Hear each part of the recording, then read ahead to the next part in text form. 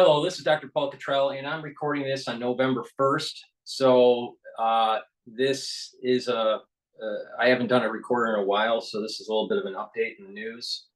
Please go to my store, the-studio-reykjavik.com, and get the supplements that I have, some of the ebooks that I've published over the years, and the lecture series on pulmonology or immunology that you can sign up for to learn about how the lungs work and how your immune system works for only 50 bucks. So you learn a lot. And the whole idea of taking those medical lectures and going over it is to improve on how you improve your knowledge on how the body works, improve that power imbalance between your physician and the patient, and for you to learn about how to improve your health. So that's very important. So we're going to go over a little bit of the market. The market right now is trading for the S&P 500. It's trading at 5,768 right now as of this recording. I still have a target of 5,800 by year end, possibly even 6,000. We have a little bit of a market sell-off from the previous recording because it was trading at around the 5,800 range. Because the election in the United States is coming up on Tuesday, so there's a little bit of volatility in the market. In terms of the VIX, talking about volatility, it's a little bit above 21. So there's a little bit of stress in the market. And oil is trading at $70 a barrel or so. And the yen, since we've been talking, the last time we talked, yen was trading at, I think, 148. It's now trading at 152. So yen has weakened. Dollar has strengthened in relative terms. Okay, so with that said, I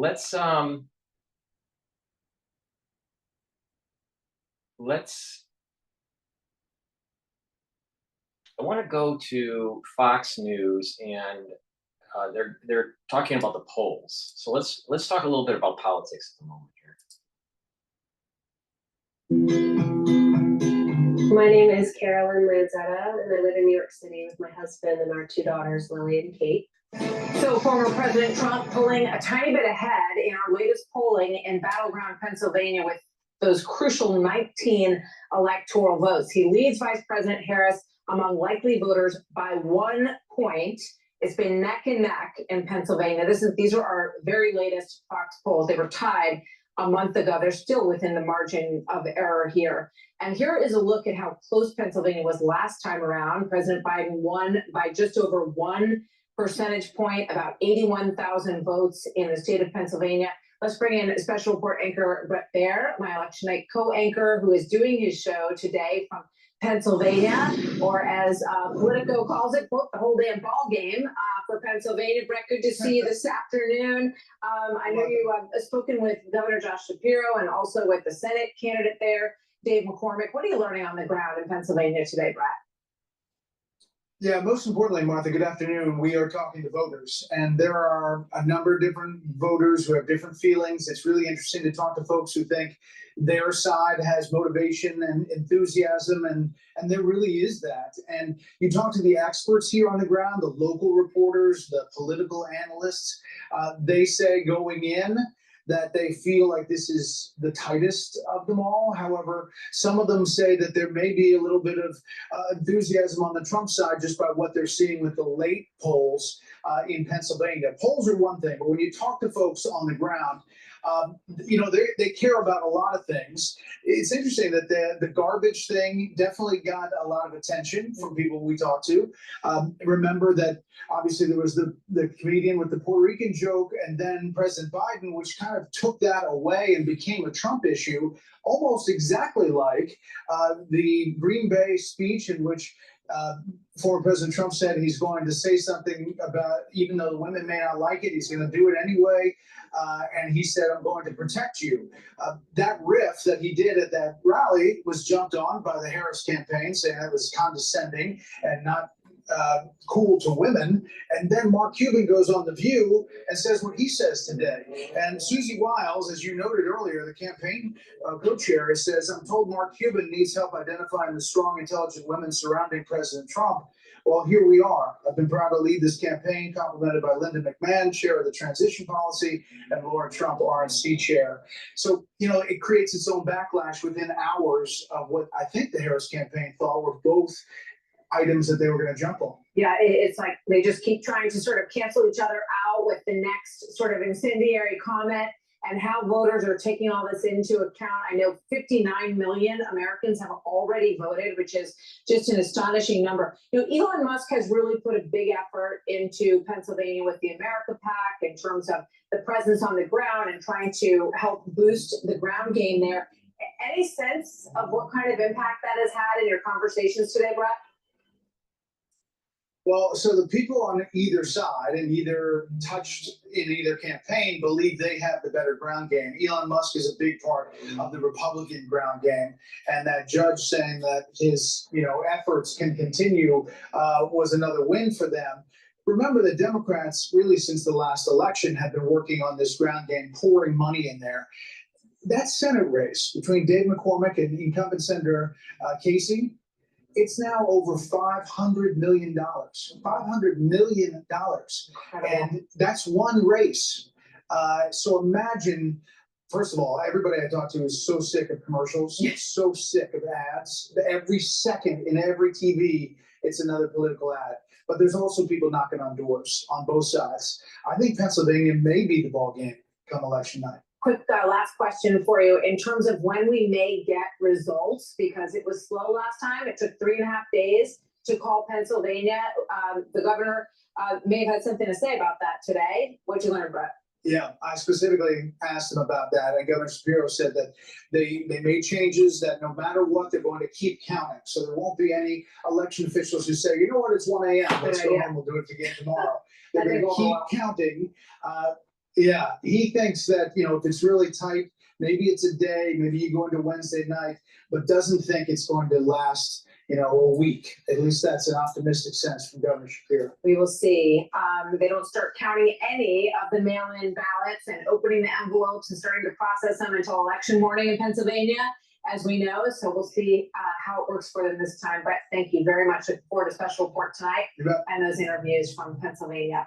I'm Steve Ducey. I'm Brian Kilmeade. And I'm Ainsley Earhart. And click here to subscribe to the Fox News YouTube page to catch our hottest interviews and most compelling analysis. All right, Fox News. Let's see what else is going on. Before I go back to Fox News, please go to my store, the-studio-reykjavik.com, and take a look at the great products that I have. You can either get anti-aging boxes or longevity boxes. I've been building out a new brand called Longevity Boxes, so take a look at that. But you can also buy individual supplements, such as the collagen peptide. This collagen peptide powder will help to improve building up and improving your joints, your bones, your ligaments, your tendons. It has a great amino acid profile. And this also will help with your skin, your hair, and your nails. So please go to my store and get the collagen peptides. There's a big scooper in here. You take a scooper a day. You can mix it with a smoothie.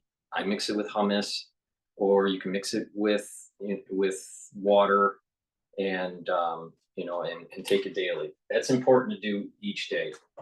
In addition, I also have, you know, some of the you know, the simple basic stuff, and that is taking vitamin D3 every day. I take this soft gel twice a day. I take it in the morning and in the evening.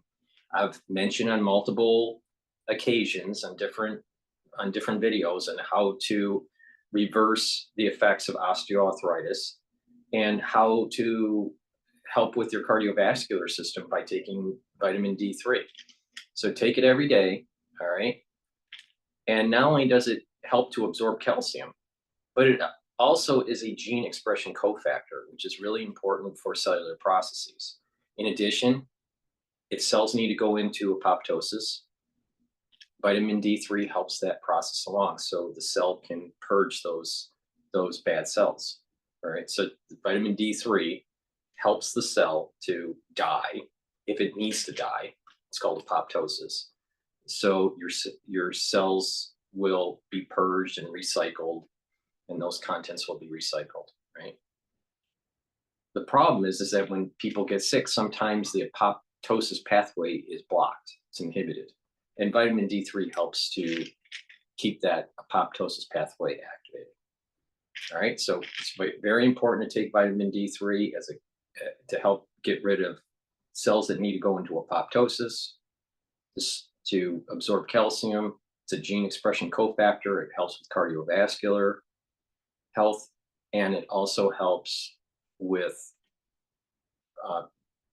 bones and mitigating osteoarthritis. So please go to my store and get the vitamin D3. And lastly, another simple one but really important to take is vitamin C. This has magnesium in it. This will help to boost up your immune system. And we're in the cold season right now in the United States, so it's important to take this every day. Take it with filtered water. In addition, if you're not feeling well that day during the cold season, take a double dose, all right? You need vitamin C to help boost up your immune system. Also, vitamin C is important for your skin health. Vitamin C, when you drink it with filtered water, will cross-link with collagen. So you should take vitamin C and the collagen together to improve your skin health. All right, with that said,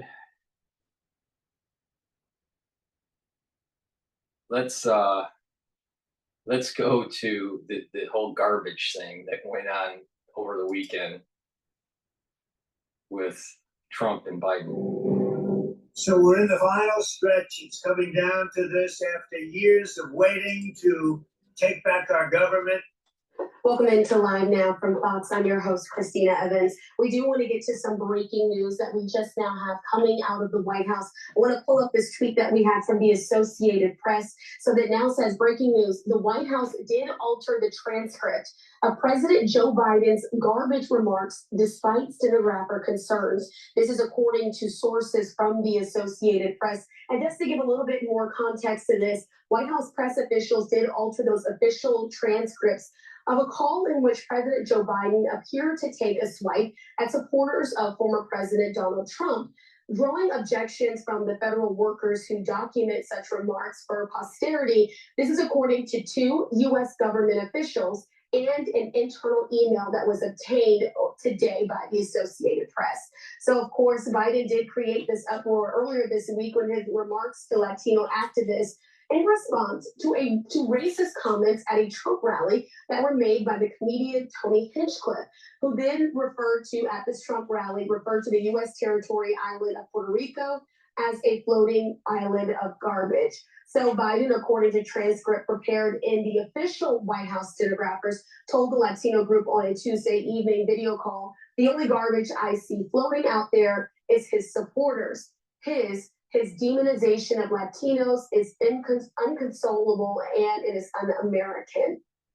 So again, this has been a huge part of the news cycle, talking about whether or not these comments were altered. And as a response, it has come out that they have been. So Harris on Wednesday did, though, distance herself from President Biden's comments, making the clearest break from the president since she took over for him at the top of the Democratic ticket just about 3 months ago. She said, quote, "Let me be clear.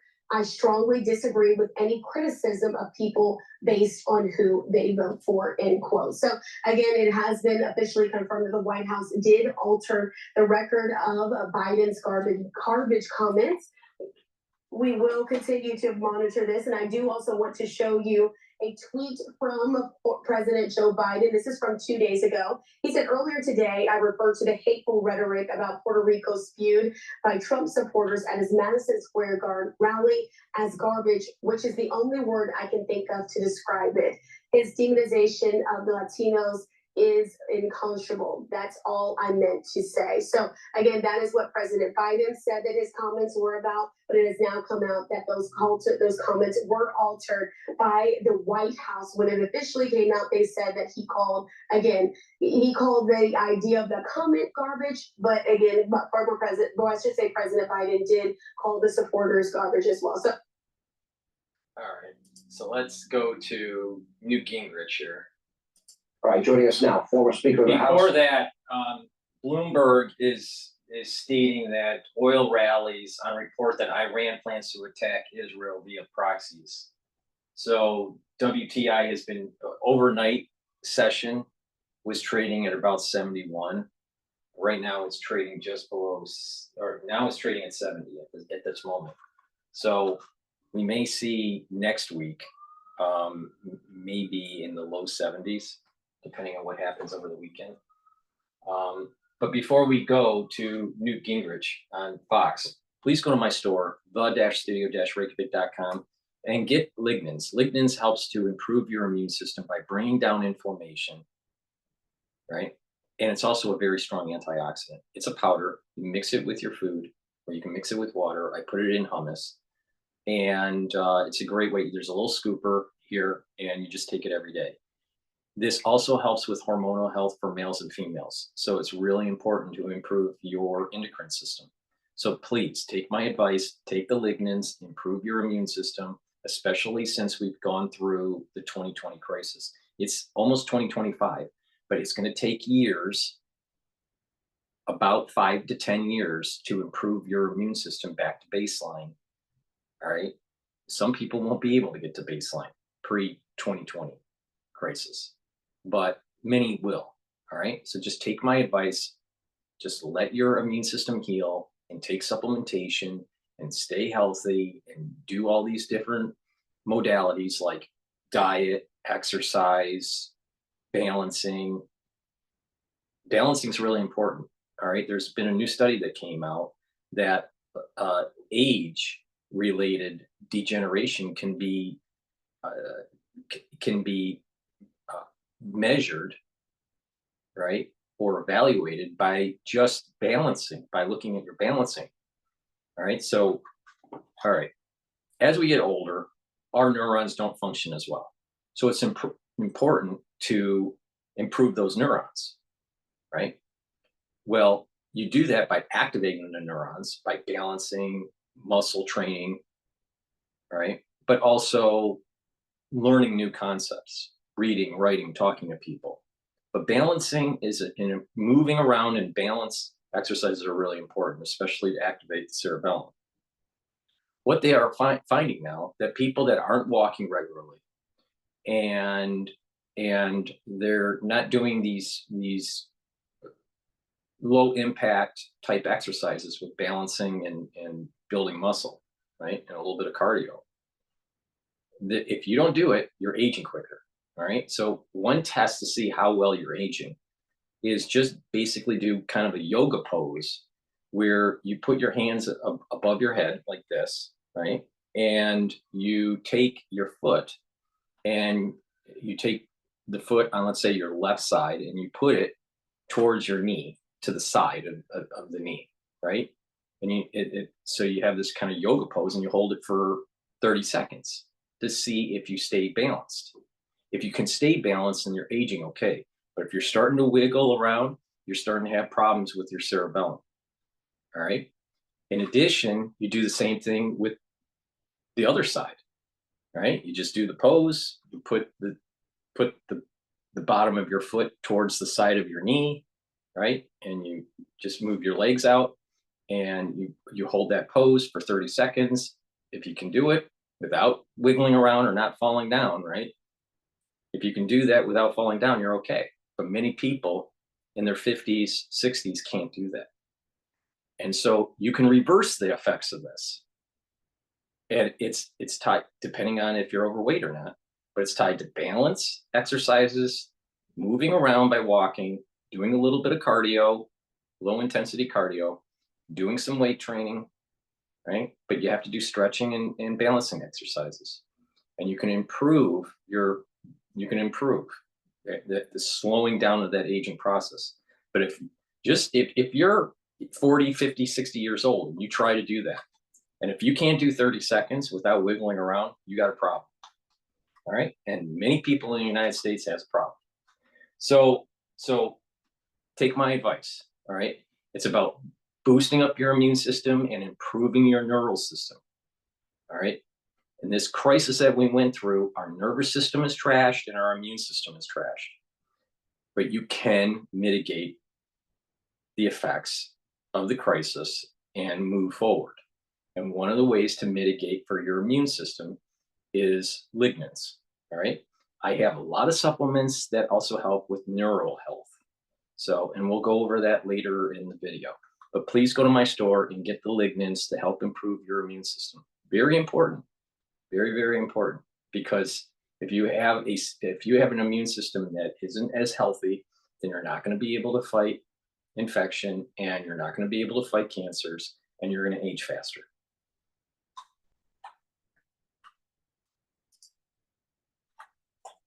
Fox News contributor Newt Gingrich. I know I'm going to see a smile on your face. What is your reaction to this? Every surrogate out there: Bill Clinton, Mark Cuban, Stacey Abrams, Barack Obama, Michelle Obama, and Joe Biden. Not exactly helpful. Well, and first of all, it's very tough to follow Laura Trump, who's doing an amazing job at the Republican National Committees. But look, what you're watching is sort of like Custer's Last Stand. I mean, these folks are all on the verge of a disaster. They're running in circles. They're saying things that are hysterical, untrue, unbelievable. And if you watched Kamala earlier today, she's just plain getting exhausted. She's never campaigned. She's never had to win anything. It's all been given to her. And now suddenly in the last week, I suspect, beginning to realize she's going to lose. And you're going to see more and more desperation from now through next Tuesday as it really sinks in that this is over. Some of the betting stats are showing that Trump is projected to win. All right. So the betting world is expecting Trump. The polls are really tight. Now the question is, how accurate are the polls? The swing states, I think in the aggregate, I think Trump seems slightly ahead. So the indication does seem that Trump potentially could win. You know what? I thought even in 2020 that Trump, poll-wise, was polling better than Biden. All right. And so going into the election night, it seemed like Trump would probably win. But you had also the problems with the crisis in 2020 and, people having orange man bad syndrome. What I'm concerned about is that, the stats are looking like Trump will win. But you listen to some videos on X, right? Or some posts or some pictures, and people are saying that there are some improprieties that are going on with this election cycle in 2024. For example, there were polling stations that had to be closed because ballots, printed ballots, couldn't print the ballots because they ran out of ink or the printer broke. You had that problem. You had voter rolls that had individuals, a lot of individuals on that voter roll that weren't allowed to vote. So that went through the court system, and I believe this was in. I don't remember the state it was in. Maybe it was Virginia, but the point is that they had to purge these rolls. All right, so there was a state that had individuals on the voter roll that shouldn't have been voting. All right, so it went to the court system, and the court said, yes, you need to purge these voters off the rolls. I've heard situations where someone goes into a machine and they can't click Trump. All right, and they're trying to click it, but the touch screen doesn't activate. Now, if I remember right, I think I've only done one touch screen. It was in Michigan. In New York, at least in the precinct that I'm in, it's a printed ballot that you bubble and then you scan it. You know, you're in your little voting booth, you bubble in everything, and then you scan it. That's how it normally is done, at least in my precinct. So it's a paper ballot bubbled with an ink pen, and then scan. You actually scan it.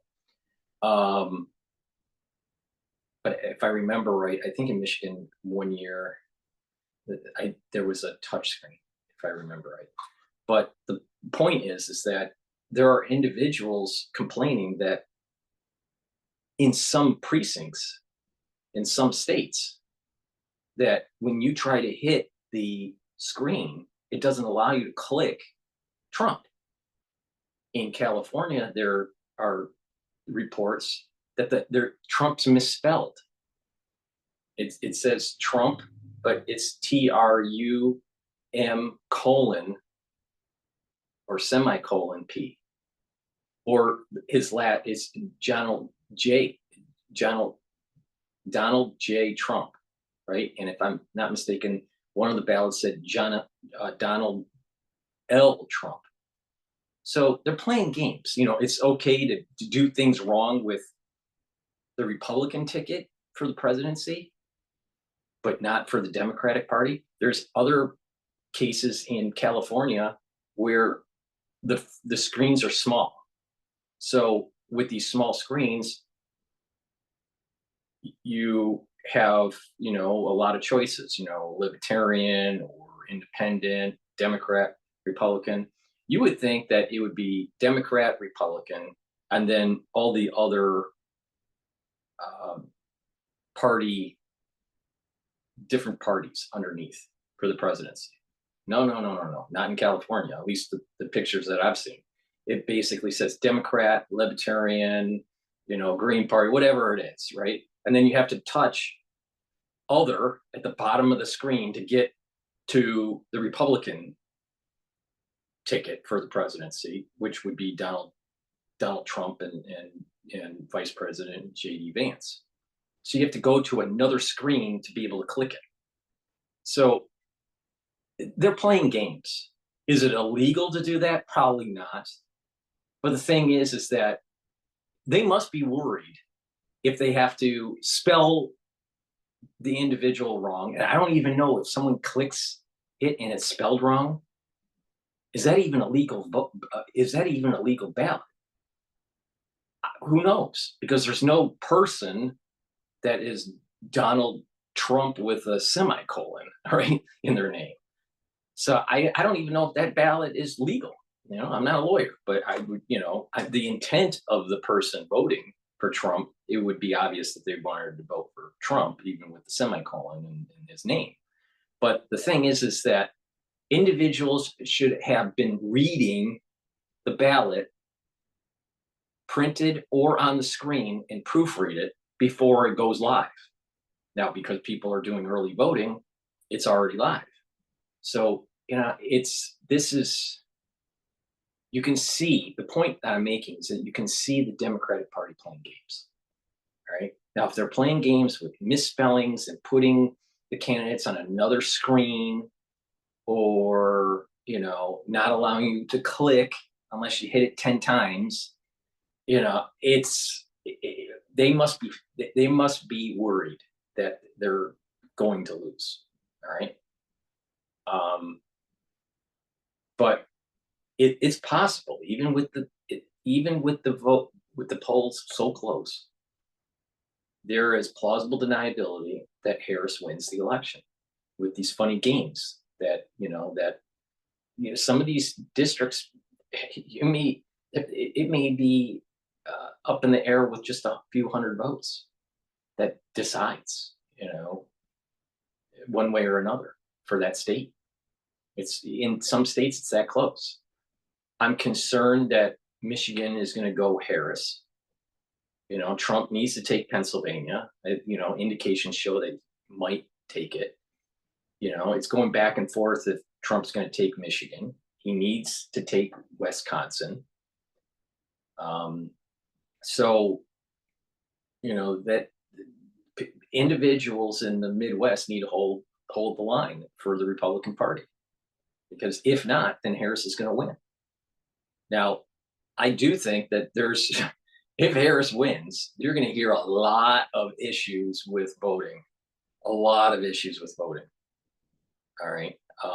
And it's already happening. You're already hearing. Now, is it material? Some of these issues that I brought up with the misspellings and, you know, having to scroll to another screen to get to the Republican Party while you can vote on the first screen for the Libertarian Party.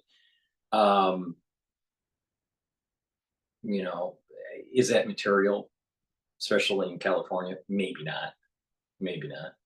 I don't know about the misspellings if it's even a legal ballot. But the point I'm making is that the polls are close, so there's plausible deniability for the Harris campaign to say, well, the will of the people really wanted us. Meanwhile, they were potentially playing games behind the scenes, such as these, you know, situations that I just brought up. I'm concerned about it. I'm very concerned about it. Very, very concerned about it. You know, especially with those important states. You know, Michigan needs to, if Michigan legitimately votes Democrat, then the people in Michigan are really stupid.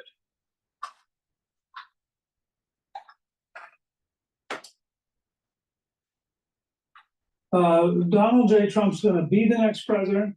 Kamala Harris is going to lose, and I assume either go back to San Francisco or maybe join. I hope Newt is right. I want Trump to win. I'm voting for Trump. I haven't voted yet. I'm going to vote on, you know, voting day. All right. But I'm worried. I'm very worried of improprieties going on in key counties. All right. So let's not count the chickens until they hatch, Gingrich. Obama's on some very fancy island. But the fact is that I think you're going to see a desperation. I also believe personally, I prove this, but I believe that at some point about 3 weeks ago, Jill and Joe Biden looked at each other and said, you know, if Joe is the only person to ever beat Trump, that's kind of an interesting legacy. And for the last couple of weeks, he has undercut her over and over. And think about that scene on the ellipse. 70,000 people, the vice president, right in front of the White House. Do you see the president? Is he invited? Is he given dignity? Is he a guest? No, he's hidden. You don't think Joe Biden resented that? And so he says, oh, let me say something that'll get people to pay attention, like garbage. So he drowns our entire event. And we think that he did this by accident. I don't. I think it was deliberate, and I think it worked. You know what? You know, I'm on the fence. Was it deliberate or not?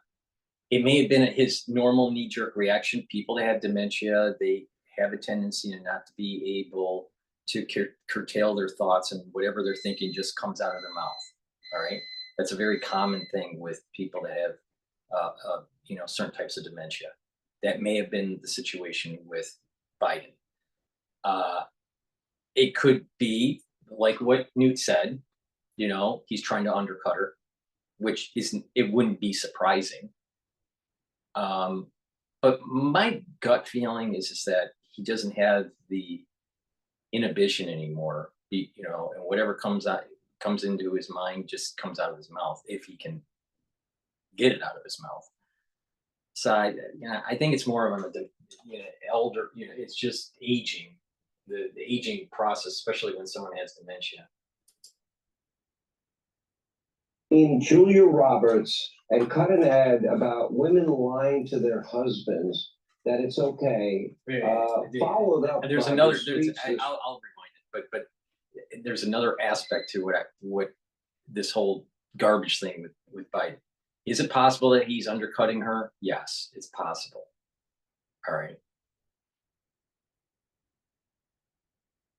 But sometimes Because if you look at this whole campaign, especially with Trump, because it comes from a very chaotic astrology. He's a very chaotic person. He lives on chaos. If it's calm, he can't, there's no energy for him. That's his kryptonite. When it's calm, that's his kryptonite. If it's chaotic, that's where his strength is. All right. That's Trump in a nutshell.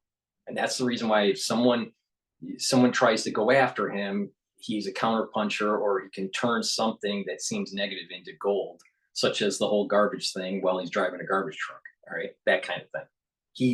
He lives in chaos. All right, he works. That's his energy source. Calm. That's his kryptonite. All right.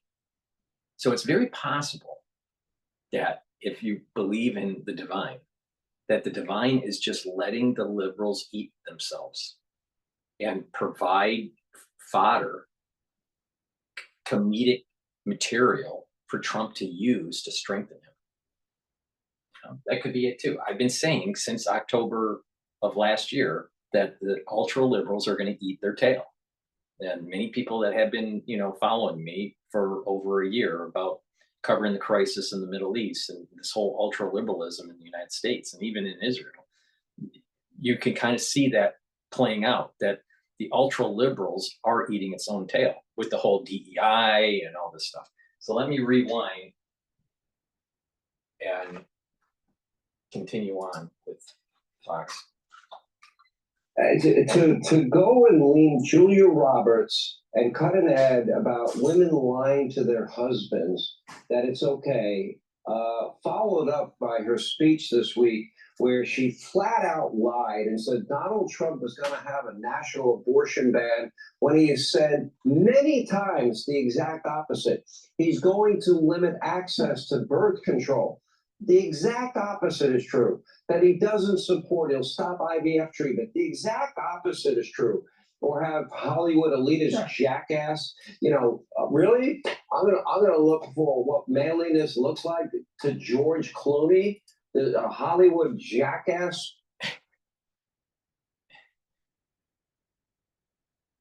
People need to dive into, two elements of this issue with the whole abortion. One, if the Democrats really cared about it, going all the way back to the 1970s, why didn't they solve the problem when they had control? There were times when the Democratic Party had control of the legislature and the executive branch. They didn't want to change it. They didn't want to codify it as a federal law. All right. Why? Because if you look back, you roll the tape, the Democratic Party wants women to be voting on one issue and one issue only forever, and that's crotch rights. It's abortion rights. That's how the Democratic Party works. When it comes to blacks, they want you to keep you on the urban plantation and vote Democrat. If you're a blue collar worker that's tied to a union, they want you to vote Democrat because that's what your Teamster boss tells you to do. That's how the Democratic Party works. All right. If they really wanted to solve the problems, they would solve them. They don't want to solve them because that's how they get you into the voter booth.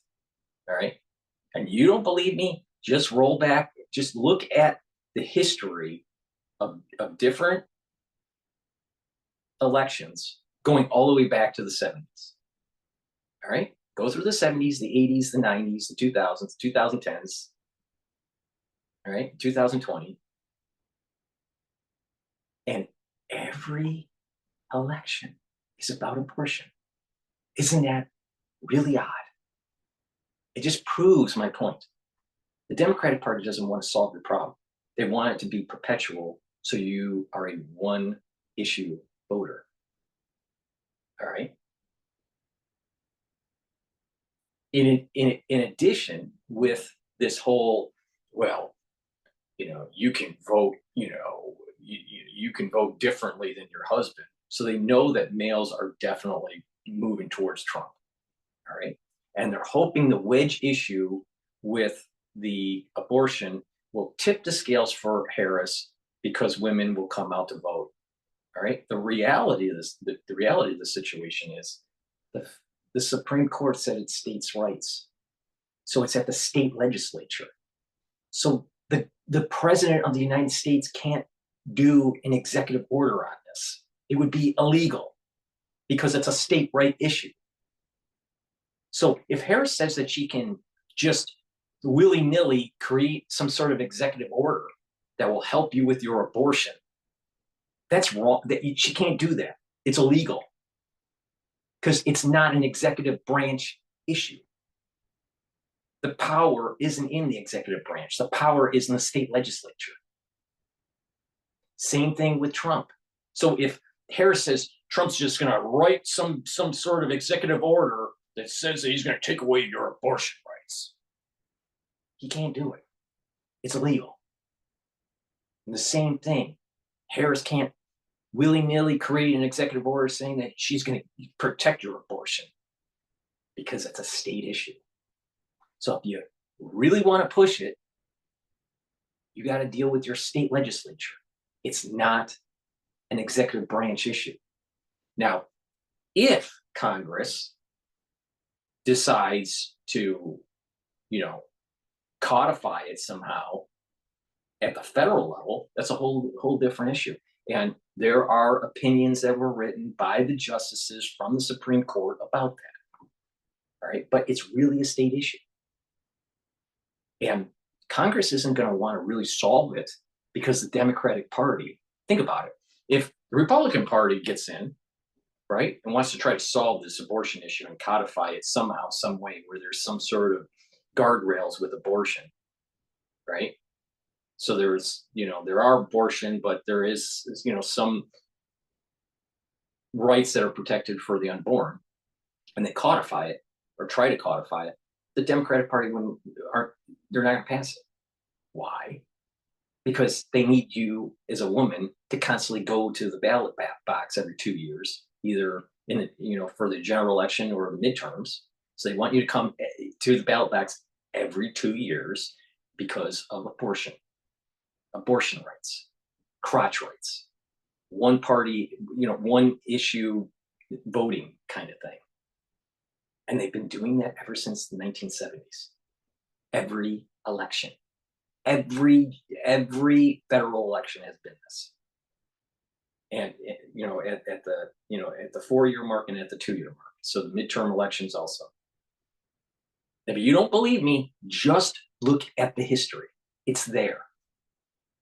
Now, if the Democrats win Congress, and let's say even won the White House and try to codify, codify some sort of abortion thing, there'll be infighting within the Democratic Party to not do it because of some sort of, protection of life, or it's too extreme to go all the way to late-term abortions or whatever, because they don't want to solve the problem. Because the moment they solve the problem, women no longer have that. There's not that impetus to get women into the voter box to vote Democrat on a crotch right issue, because it would be already solved at the federal level. The Democratic Party doesn't want to solve it. Same thing. It's the same issue with immigration. It's the same issue. They don't want to solve it. They want the problem to be perpetuated, so you keep on having voters going to the ballot box and voting for your party. Now, do you think that it's about making America better through the legislative process? You think Democrats are using the legislative process to actually make America better? Or are they playing political games for power? And I'm willing to bet that if you look at the history on this, that it's about power grab and making sure you have voters that are voting in blocks. Women, make sure you vote for your crotch rights. Blacks, make sure you vote for Democrats, because the Democrats are going to make your urban life better. Meanwhile, decade after decade, they don't. Minority, especially Hispanic, make sure you vote Democrat, because we protect you when you're illegal. But doesn't want to solve the problem with a porous border.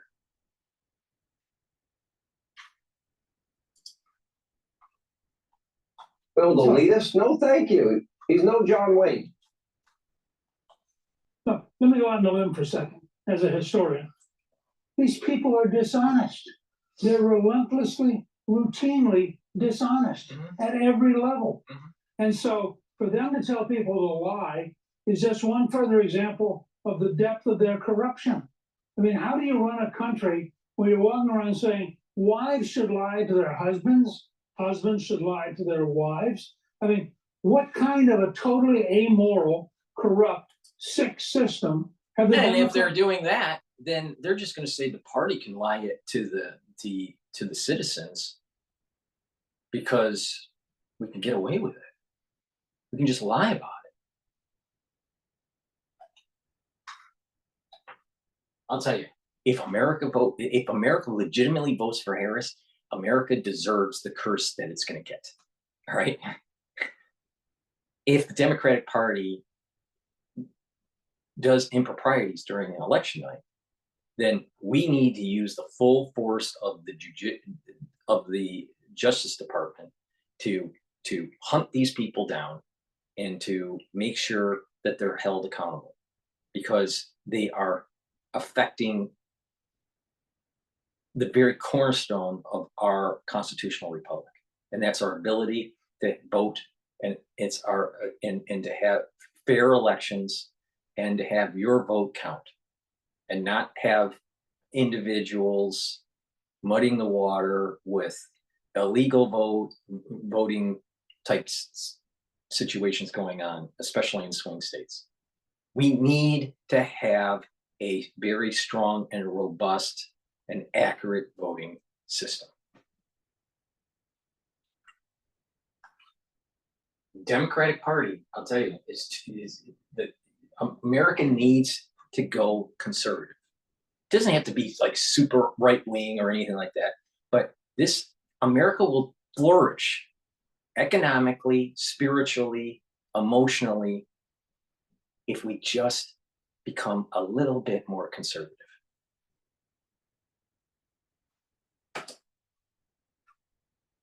Well, if you think about it at that level, it is astonishing the decay. This is what, frankly, why Robert F. Kennedy Jr. switched parties, but didn't switch parties, but was campaigning Sunday with Donald Trump, because the party of John F. Kennedy, the party of Robert Kennedy, it's gone. I mean, instead of having dignity and patriotism and a sense of morality, these are really sick people. And the more you watch them, to say, oh, why do you lie to your husband? The reality of the situation, JFK and RFK, and then RFK Jr., but let's just focus on JFK and RFK. Back in the 60s, if you look at what they represent, Trump is more emblematic of JFK than Reagan. And this is the point I'm making, is that the zeitgeist with the Democratic Party and wokeism and this whole ultra-liberalism is very detrimental to the United States social fabric. And for us to heal and for us to move forward and be productive, we need the pendulum to swing conservative. That doesn't mean it has to be ultra conservative, because, you know, there are people that are just too conservative, right? Same thing. There's just people that are too liberal, you know. But the thing is that we have lost those foundation pillars of God, country, and family. The idea of family unit, being strong and having that family unit, having some sort of spirituality and mindfulness, and having an affinity for country. This idea of global citizen, this is such a modern construct that has very little bearing on historical precedents. I mean, world citizen, what does that mean? You don't pay your taxes for your host country? What does world citizen mean? Well, there are systems that are affected, you know, at a global level, at a financial, and even at a climate level, that where you would need uber governments to be able to control. So what are you basically saying? That you're not going to be controlling your currency and controlling your borders because you're a global citizen now? The death of a country is when you can't control your borders and your currency. So this idea of global citizen is such a liberal bullshit idea. Now, that doesn't mean that individual sovereign nations can work together to solve global problems, right? But this whole idea of global citizen makes zero sense. Zero sense. You don't have a cell that's a global cell for your body. You have differentiation. If you didn't have differentiation and proper differentiation, your body wouldn't work. You need a heart, so you need heart cells. You need a brain, unless you're a Democrat. You need a brain, so you need brain cells. You need liver. You need liver cells, right? They have to work together. So being different is okay. This whole global citizen crap, that's cancer. That's cancer at a global level. Social cancer at a global level. Publicly advocated ad? That is sick. Yeah. And I think we ought to have the courage to say, this is a sick, dishonest party. To demonize and denigrate African Americans the way Stacey Abrams and Barack Obama, I thought they wanted African American men to vote for them. Insulting them is not the best strategy in my view.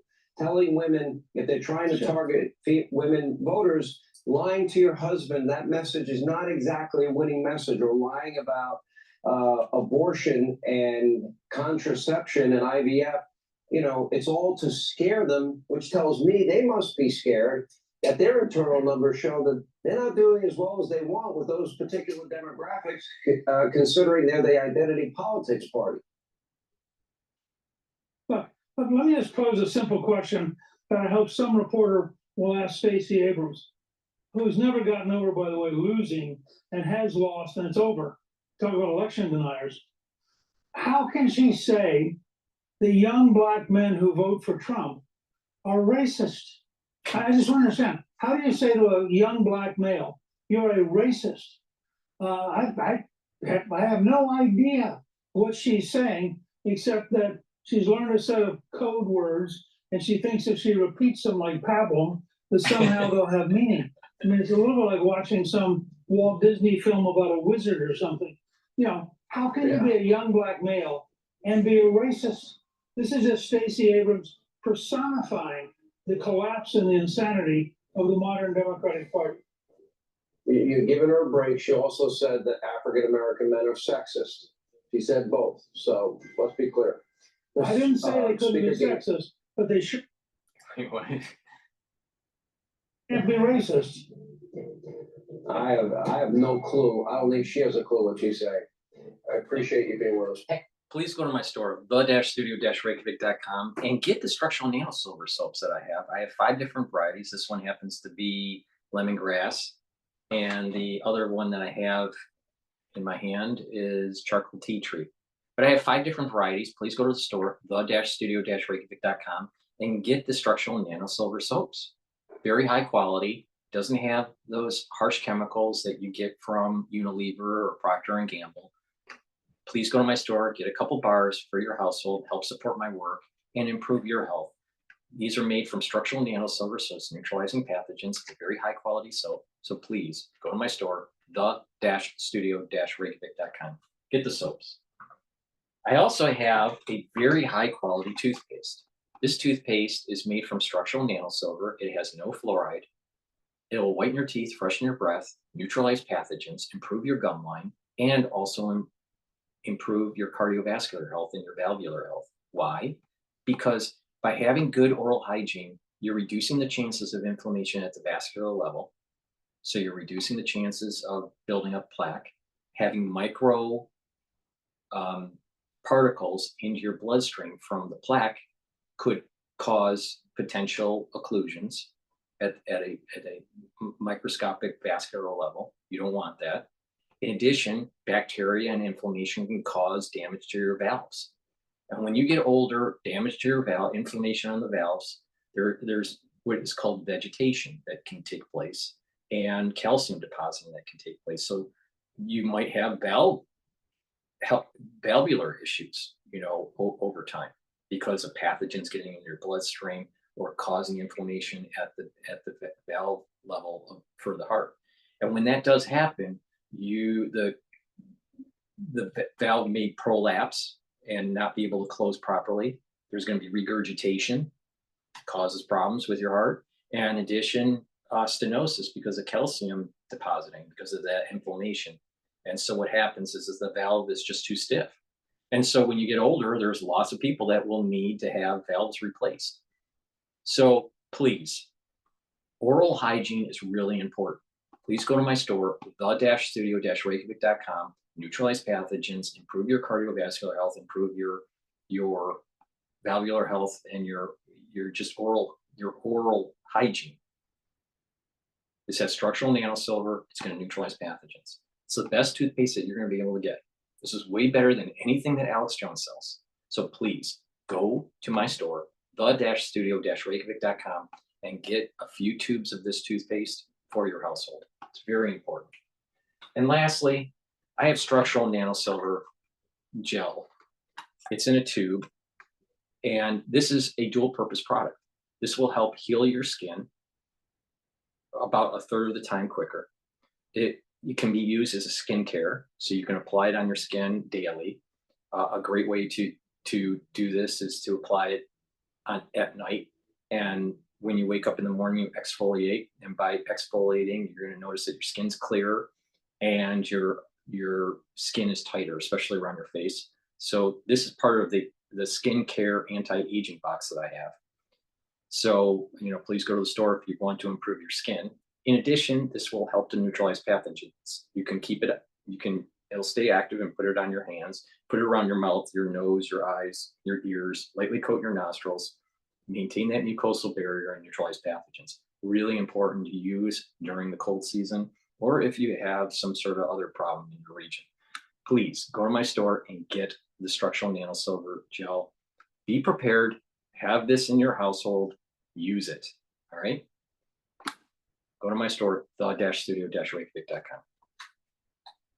All right, let's play Bloomberg. They're talking about early voting here. Is that, there's this idea that the election could go, for weeks. We just don't know. But I also think that there's a lot of folks out there that are thinking that at least we could get an indication of who the president is, maybe not officially, and maybe not called by the agencies and so forth, the news organizations, but we could at least get an indication of who the president is going to be on Wednesday and Thursday. So, from a market perspective, we're going to be looking to see for when those state results start coming in.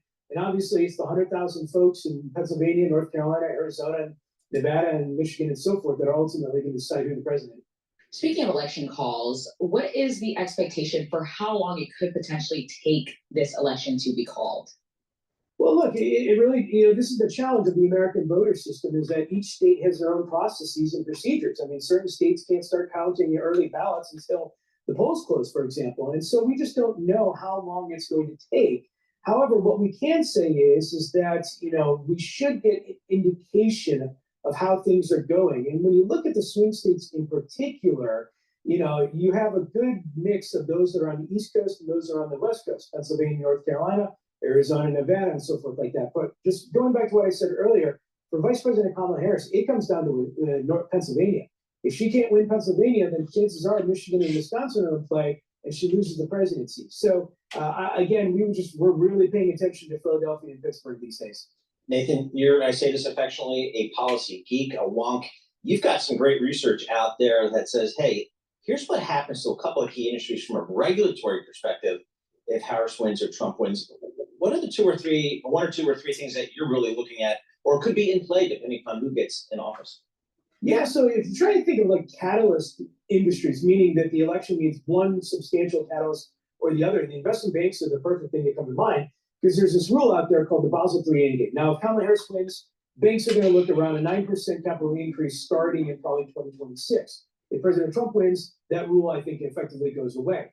Renewables is another thing, because Eric, in the prior segment mentioned that taxes could go up next year. The Trump-era tax cuts expire for individuals at the end of 2025, and Congress and the president is going to have to figure out how to pay over $4 trillion to keep those tax cuts going. And so is the Inflation Reduction Act in play? That's very important to the renewable industry, so something to keep in mind.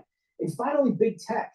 there's this stereotypical idea out there that Republicans equal good for big business. And so if President Trump wins, big tech in particular could be a positive in terms of ease of regulation and enforcement. But there's this idea of economic populism going through the Republican Party right now, and a lot of scrutiny on big tech that could also be in play. So if you're in the big tech space, and the Federal Trade Commission, the DOJ is investigating you, there could be some pretty tough investigations coming no matter who wins the presidency. Hey, Nathan, I know we're on our first day of November, but there's always talk about the October surprise. Is that something that we saw?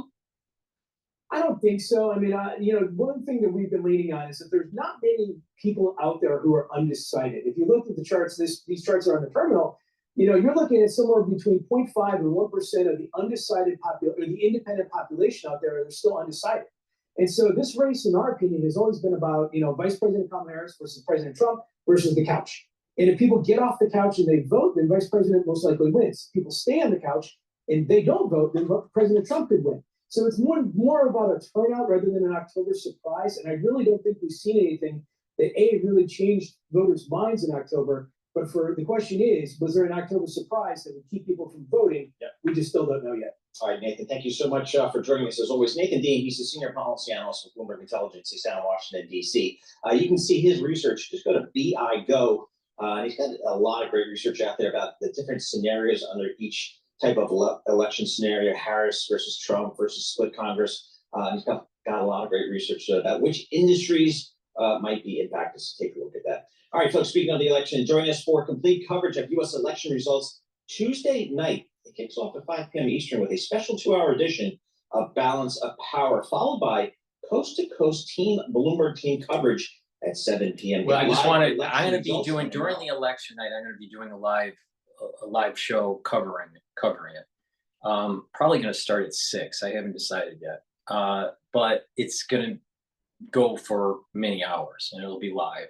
And then I'll also post the recording on the other channels. So, stay tuned on that. We're going to try to cover what's the trading that's going on in Asia at the time, like I did last year, and also get the different feeds from the different agencies and how they're covering it, their spin, and see what happens.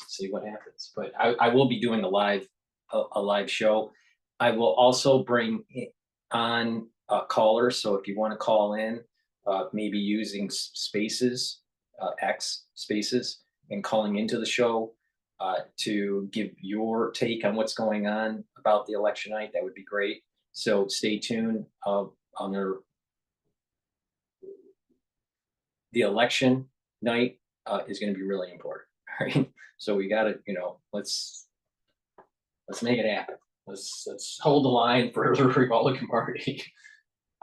Before we go to Times Radio, because they're demonizing Trump again, I would like you to go to my store, the-studio-reykjavik.com, and get the drops and the lozenges. We're in the cold season. It's really important to have everything available at your house. Get a couple bags of the drops and the lozenges. The moment you have an irritation, take the drops or lozenges, and it will neutralize the pathogen and create the secretions to maintain the mucosal barrier to reduce the chance of infection. You catch it early, it'll heal quicker, and it'll do less damage to your body, because just a minor cold takes 3 weeks to remodel your body. All right. Most people are sick 3 times a year. That means that your body is sick or remodeling because of a sickness about 25% of the year. You don't want that, because that's how you get older quicker. So please go to my store, the-studio-reykjavik.com, and get the drops. I have it in honey and lemon in 100 count. I also have it in blueberry and cherry, so you can get it in the cherry version and the blueberry version, all right, in the 100 count. Get a couple bags for your household, or get the Manuka honey that I have in stock. It's in a 21 count. Lozenges are a little bit bigger than the drops, but it's really important to have a few bags of these in your household, ready for the cold season. The moment you get that irritation because of allergies or the cold season, take the lozenges or the drops right away to mitigate it. And that way, you're neutralizing the pathogen, you're neutralizing the antigen, and you're reducing the chances of further infection. All right? Because when you get infected, what happens is that mucosal lining gets thinner, and you're increasing the chances of getting an infection. In addition, more irritation, right, will cause if you're chronically inflamed, you know, if you're constantly getting allergies or whatever, just chronic inflammation will actually bring down your immune system. So you don't want that. You want to have your immune system as revved up as possible. So the moment you start having a problem with your throat, take the lozenges and the drops. Get a couple bags for your household. Be ready. Trust me. I believe that because of the take rate with inoculations this year, that you'll probably see a pulse of increased incidences during cold season, probably in late December, early January. Right? There's going to be another pulse of cases. So please just be prepared. Get the structural nano silver products that I offer. All right. All right. So with that said, let's go to Times Radio about demonization. So there are some tensions, let's say, at the political elite level on the political right across Europe, and the actual voters, the supporters of parties in the UK, who still don't really like Donald Trump. Of course, it is the US presidential election next week. If it will be carried out in the UK or indeed quite a few other European countries, Kamala Harris would be pretty much a shoo-in, because over half of Britons want the vice president to win.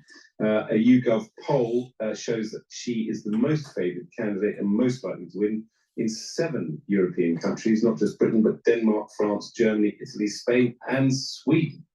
Joining me now is Patrick English. He's the Director of Political Analytics at YouGov. Welcome to the show, Patrick.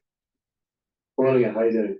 So in some ways, this is not a hugely surprising outcome, because these are, broadly speaking, Western liberal countries that are going to back Kamala. Are you surprised by the results? Did they throw up anything more interesting than that? No, as you say, the results are not particularly surprising. So we interviewed around about. I'm doing a commercial here. Let me try.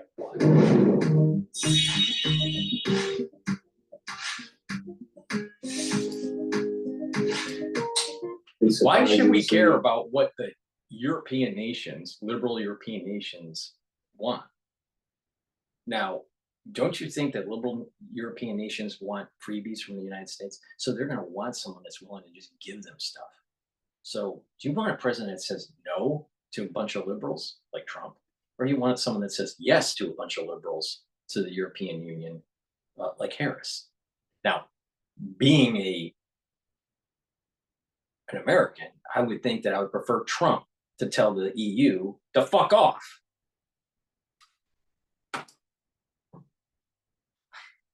Around about 9,000 adults across the 7 countries as part of our Eurotrack research we conduct and publish regularly to conduct checking really with what the public are thinking across Europe. And of course, one of the hot topics right now is the US election. And Kamala Harris is a Democratic candidate. Europe does tend to lean more towards the Democratic candidate, the Republican candidate. Donald Trump is not a popular figure at all among Europeans, and so I think most any Democrat candidate going up against Donald Trump is probably going to do quite well in these. Why could it be that Donald Trump isn't well liked? Is it because he says that you're going to have to pay for your NATO expenses? Why don't they like Donald Trump? He says, you know what? This whole free trade stuff between the United States and the European Union isn't so good for the United States. And maybe we need fair trade, not free trade. So what it is, it's all about they want the better end of the deal for decades. They want the American taxpayers to pay for NATO, and they want the American taxpayers to pay for their free trade agreements. And so the workers in the United States have less jobs because we're importing crap from Europe.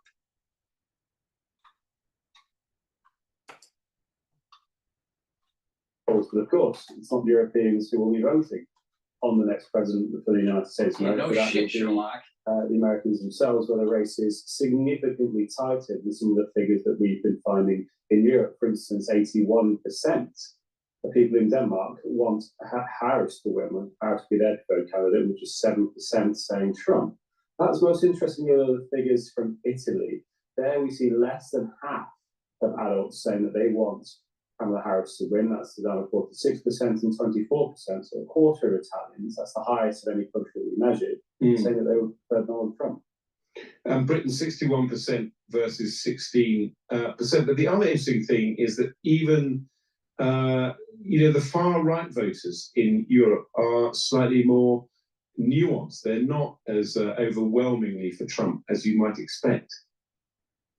Yes, that's very much the case. It's not the sense at all that among us, particularly centre-right, as you say, even further to the right, parties that their supporters are also unanimously, sort of in many cases, majority in favour of Donald Trump. And that can put their supporters at odds with politicians themselves. So we do see some instances, perhaps even looking within our own Conservative Party leadership race, where there's been some discussion about Donald Trump, and about what perhaps some of the Conservative candidates have liked about him. Well, there's certain sections of society in Britain where that might go down quite well, but overall, and even among Conservative Party voters, that is not a popular position. Donald Trump is not a popular figure. So there are some tensions, let's say, at that sort of political elite level on the political right across Europe, and the actual voters and supporters of those parties, as you say, who still don't really like Donald Trump. Yeah, which is so interesting. And the other interesting thing is that people think that if Kamala Harris wins, there will be violence in the US. Yes, indeed, there is a bit of an expectation that perhaps things could go sour, and we cast our minds back to sort of the insurrection around the Capitol in January after the last election. I think that's probably playing on a lot of people's minds when they're asked these questions. Well, this has happened before. We've seen some interviews indeed in the press of supporters of Donald Trump saying that they are very much up for doing it again. We'll wait and see how representative those individuals actually are of a wider movement. But yes, I think the memory of the scenes from the Capitol that we saw after the last transition of power still burns bright in the memory of many Europeans, and they think there's probably quite a good chance that can happen again. Absolutely. Well, anyway, thank you so much. That is Patrick English, the Director of Political Analytics at YouGov, coming in to talk about a poll which shows that, broadly speaking, most Europeans would like Kamala Harris to win the next presidential election. Which of course, because she is an empty suit. And the national security state is going to want to just keep on printing those American dollars for NATO.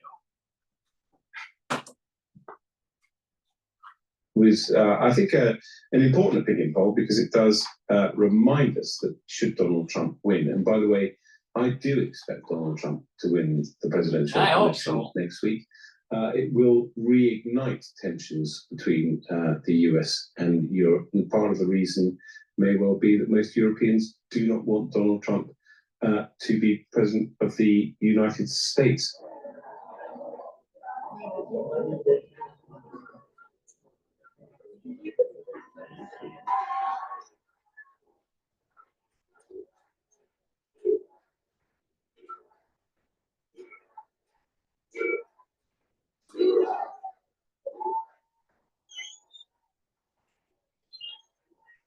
Notice they didn't say EU, EU, EU.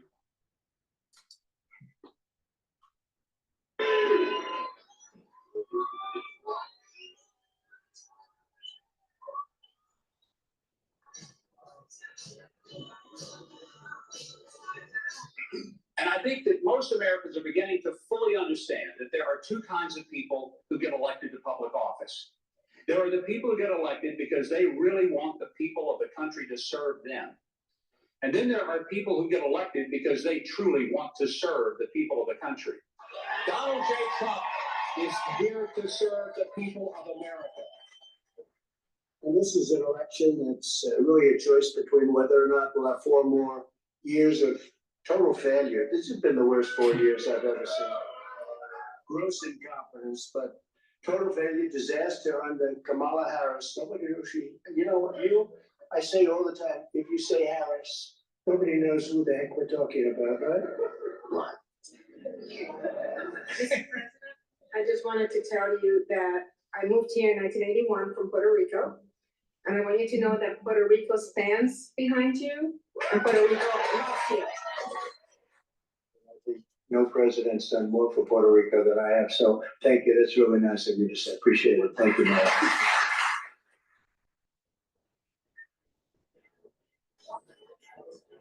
And the third reason would be they hate our country. Because who would want to have millions of people coming into our country? Many of them are murderers, many of them are terrorists, many of them are gang members from the street MS-13 and almost worse. You know, the Venezuelan gangs are almost worse.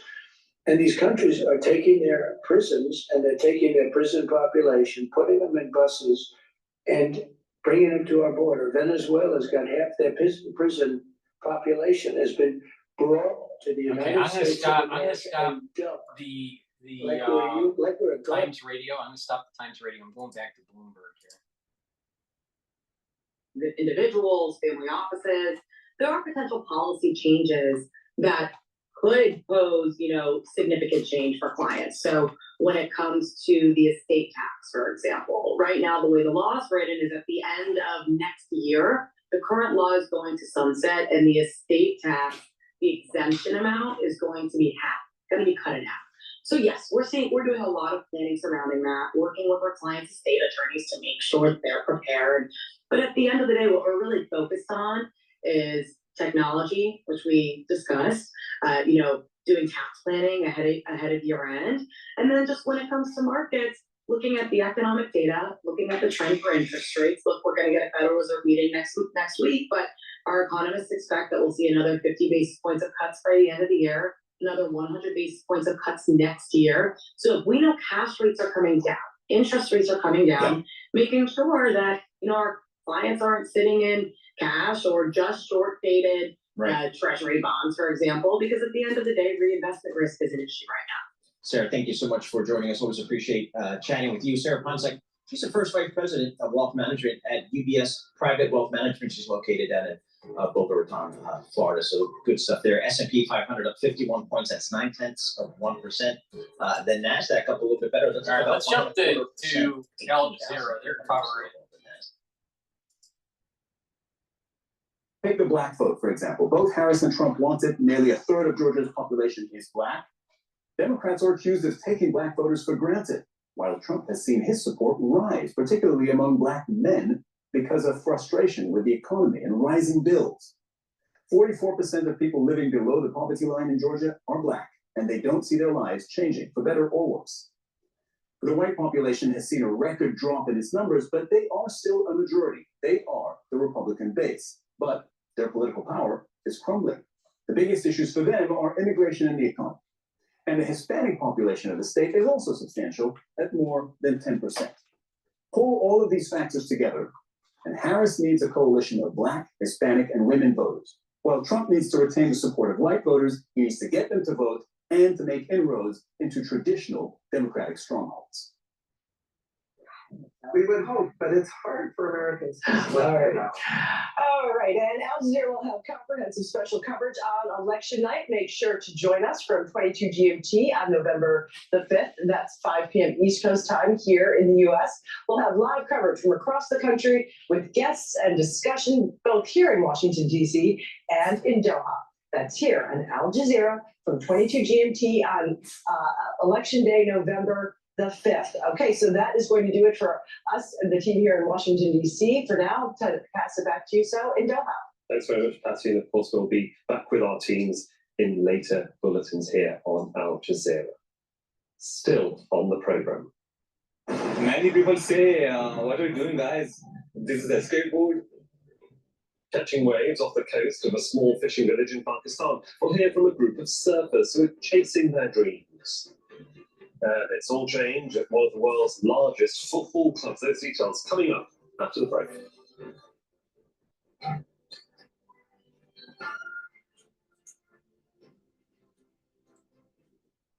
Business Latest is sponsored by Interlac, Turkey's real estate consultant. All right.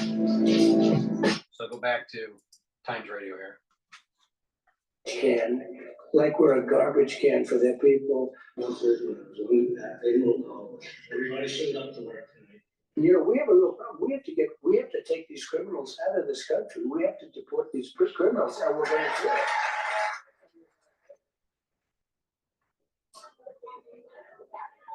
This is the biggest senior issue. This is the biggest issue we have. They're destroying our country. They're ruining our country. You're not going to be able to walk outside anymore.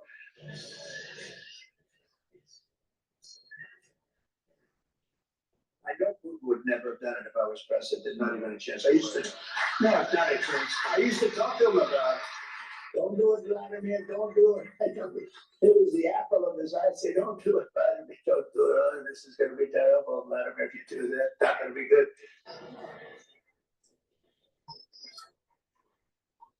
All right.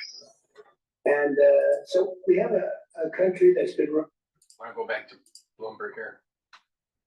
You like to hear on Bloomberg Radio. Help make shows like ours even better by taking our Bloomberg audience survey. Visit youtube.com/Bloomberg podcast and click the link on our profile or community section to take the survey, which is hosted by our partners over at Material. Fill it out at youtube.com/Bloomberg podcast. All right, Dan Ives, Wedbush Securities tech analyst. We're supposed to talk tech because a lot of tech companies reporting this week, but I need the inside scoop here. Ohio State at Penn State. Dan Ives is a Penn State famed alum, big football fan.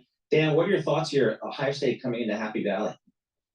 Look, obviously it's going to be a tough game. I could always just playing the Buckeyes, but I think this is Let's play MSNBC and how they're demonizing Trump here.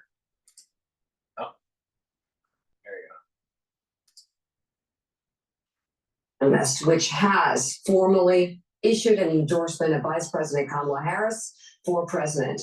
The Economist writes in part, quote, while some newspapers refused to back a presidential candidate this year, today The Economist is endorsing Kamala Harris. Tens of millions of Americans will vote for Mr. Trump next week. Some will be true believers, but many will take a calculated risk that in office his worst instincts would be constrained. We see that as recklessly complacent. By making Mr. Trump leader of the free world, Americans would be gambling with the economy, the rule of law. Now, who do you think FT, Bloomberg, Wall Street Journal, and The Economist represent? You think it's middle America or big corporations that benefit from globalization? And international peace. Ms. Harris's shortcomings, by contrast, are ordinary, and none of them are disqualifying. If The Economist had a vote, we would cast it for her. Let's bring in editor-in-chief of The Economist, Zanny Minton-Beddoes. Zanny, it's great to have you back on the show. The Economist has been endorsing candidates since 1980. Was there any discussion about not endorsing at this moment in time?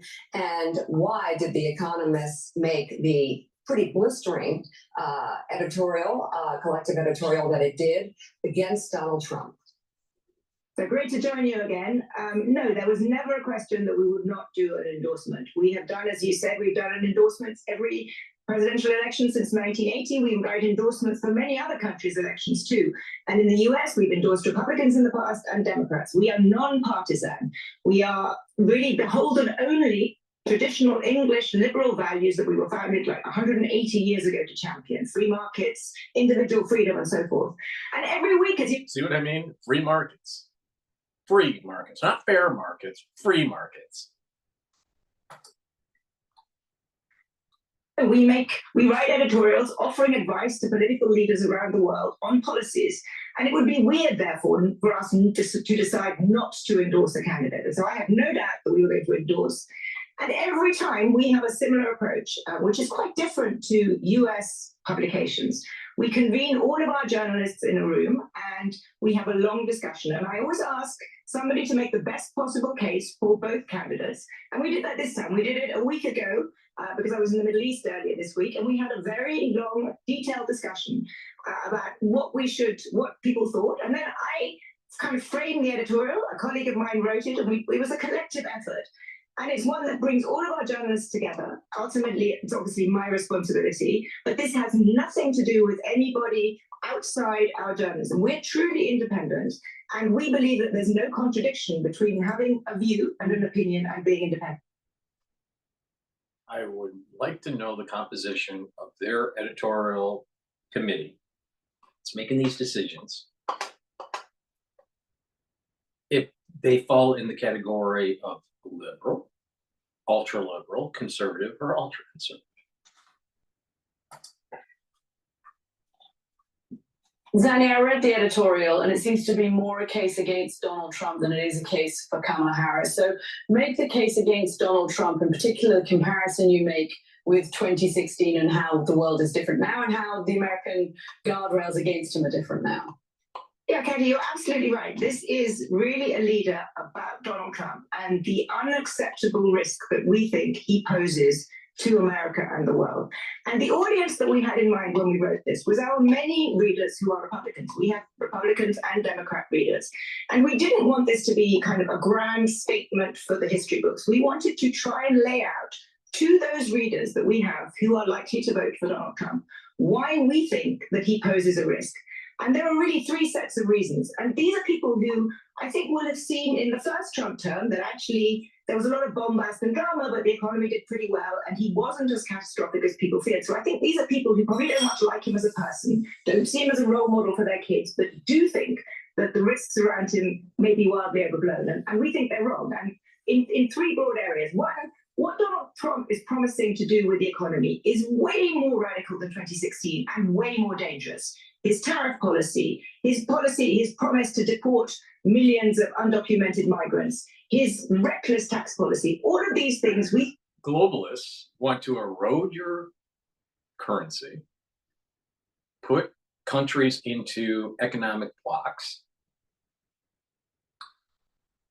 reduce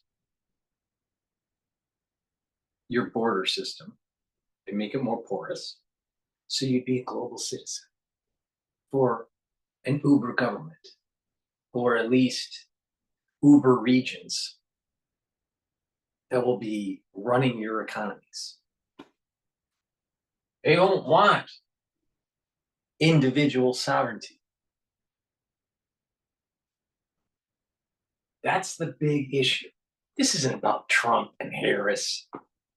This is about self-determination at the country level, or being integrated in a one world government, or a few economic regions. If you're illegal going into a country, you're still illegal. Why do you want to make that legal? It's illegal. All right? But not just that, it causes problems with statehood.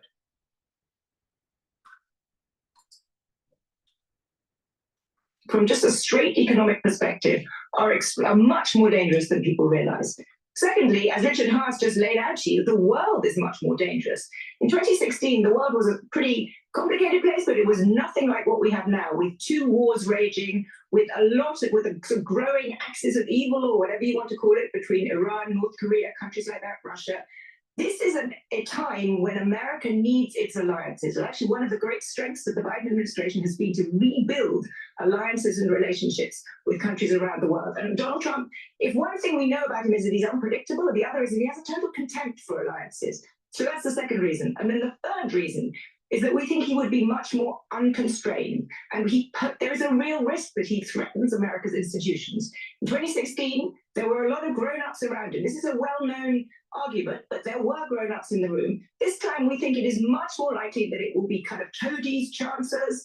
He will not have the serious grown-ups. And when you have the former chairman of the Joint Chiefs of Staff who worked with him, his own chief of staff, calling him a fascist, when you have... Her grown-ups in the room are ones to try to curtail him so he can't follow an America First agenda. They don't want an America First agenda because that's sovereignty of country, not sovereignty of an Uber government. I'll tell you, these globalists, man, they just you got to give it to them. They really believe the rhetoric. His cabinet unwilling to support him. These are the kind of references that if you were hiring someone for a job, you would really think twice about hiring someone where you have those references of people who had worked closely with that person before. So add all of that together, and we think it's just an unacceptable risk. Look, I hope if he is elected president that we will be wrong and that those risks don't come to pass. But I think the tail risk of a Trump presidency, hard to quantify, but it's just too big. And so I think Kamala Harris, she may not be great. I'd be delighted if she was, but she may well be a mediocre president, but she does not pose that catastrophic risk. Zanny, good morning. Let's talk Brain sleep. A new pillow developed to help you fall asleep faster. Zanny, good morning. Let's talk about the economy for a moment. I'm looking at your recent cover, striking cover that says the American economy is the envy of the world, with a picture of $100 bills rolled up and blasting off. You say America's economy is bigger and better than ever. We're going to get an unemployment number just a short time from now this morning that many expect from last month to be good for the American economy. We got a GDP number this week that was good for the American economy. Inflation is still too high for many people in this country. Goods cost too much, but that's headed in the right direction as well. So we've heard so much from Trump's side that America is a hellhole, that the country has been destroyed by Joe Biden and by association Kamala Harris. From your point of view, with your expertise and all the writers at your magazine, what is the state of the American economy heading into Election Day? The American economy is in an extraordinarily strong place. That's why we put on our cover the envy of the world. It is in an extraordinarily good and strong place. One of the reasons people don't feel that is that there has been this period of very high inflation. And it takes a while for people that scars people, and people just remember how high prices are. And I understand that. But the truth is that relative to other countries, and indeed in absolute terms, the US economy is in a really, really strong place. But at the same time, I worry that that makes people complacent about what are the underlying strengths. It's not a God-given right that the US economy is a strong economy. It depends on having sensible policies as well as the US's natural strengths. A huge, energy endowment, a huge market, liquid capital markets. People want to come invest in America because America has the talent, America has a relatively light regulatory touch, and America is a stable place. And all of those things could be threatened. So I think it's just a mistake to think that you can take for granted American economic strength. You can't. It can be messed up. Think about this. The reason for not voting for Harris is because her policies want to choke the energy, quote, endowment that we have.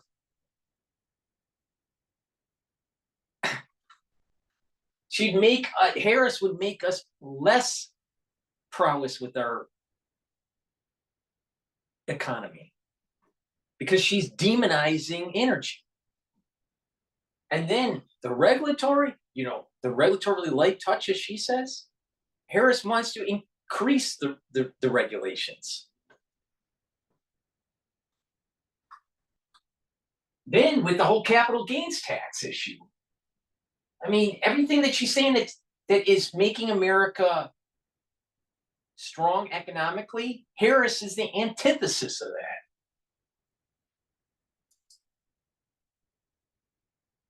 that. It certainly can, and that's just to follow up. You look at all the economists, Zanny, that are talking about just how bad Donald Trump's policies would be for working class and middle class Americans, how bad it would be for our businesses. I can go down a long list. You've seen it. You've seen the overwhelming majority of economists saying how he could wreck our economy. On the other side, the economists' main argument out there that why they think that Trump would be bad is because he wants to use tariffs as a negotiating tool to get a better trade deal and to try to move manufacturing back to the United States. How is that bad for America? The economists will say, well, in the short run, it'll raise prices. In the long run, you'll actually have more jobs. Well, if you can curtail debt increase and you have more GDP, then your debt to GDP ratio goes down, which is what we need.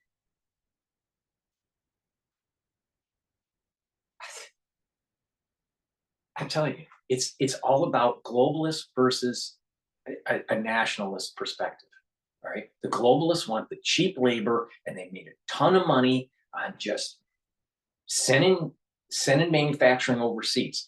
But when you bring back jobs, and yes, some goods may go up in price in the short term, but what will happen is that as supply of those goods and services increase, the price of them will go down because you reach some sort of equilibrium between supply and demand for the United States. In the short term, some of these prices are increased.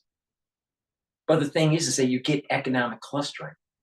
When you ship jobs away, you don't get economic clustering. Now, you don't understand what I'm talking about?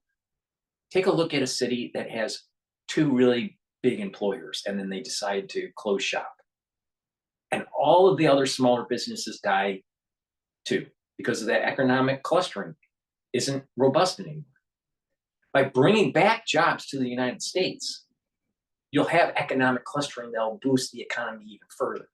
The United States GDP would be even higher if we didn't outsource and offshore our jobs. But the globalists don't want to hear that, because the easy money is just to close the shop and ship it over to a cheaper place like India or Indonesia.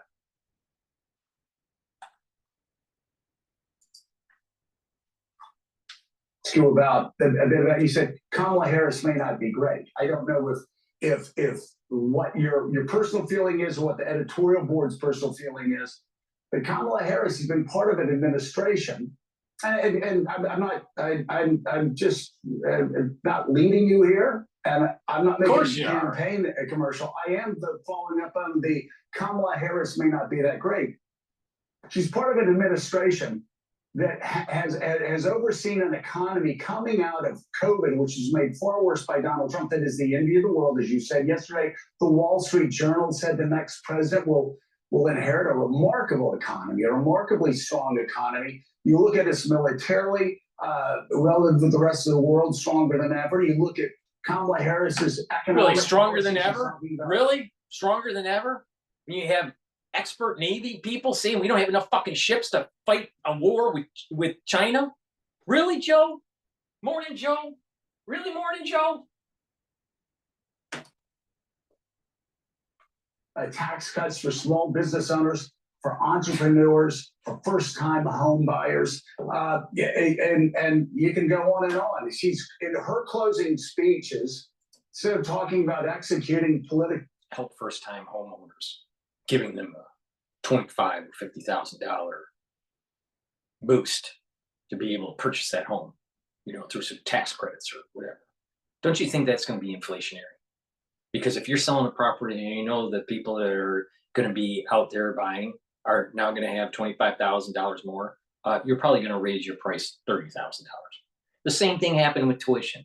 The moment that more and more government loans were available, the amount that a government loan was available, tuition for universities went up at the private school level and at the state school level.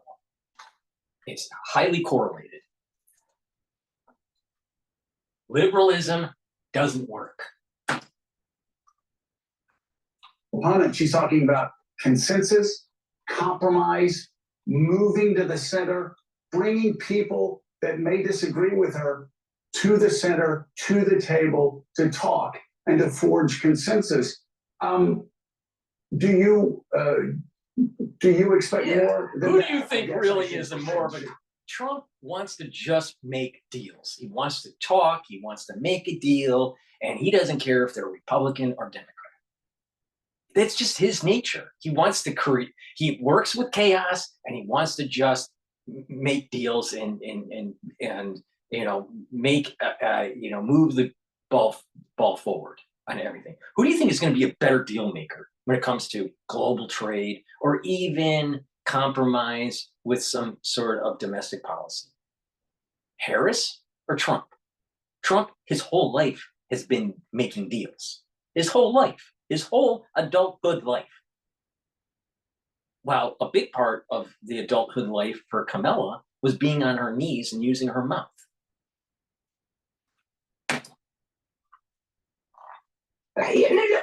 You make a good point, and I don't disagree with a lot of what you said, but let me just, Kamala Harris's economic policies are certainly better than Donald Trump's, no doubt. Are they, from my perspective, an ideal set of policies? No. Let me just give you a couple of examples. The US right now has a budget deficit that is around 6% of GDP, so one of the highest in peacetime.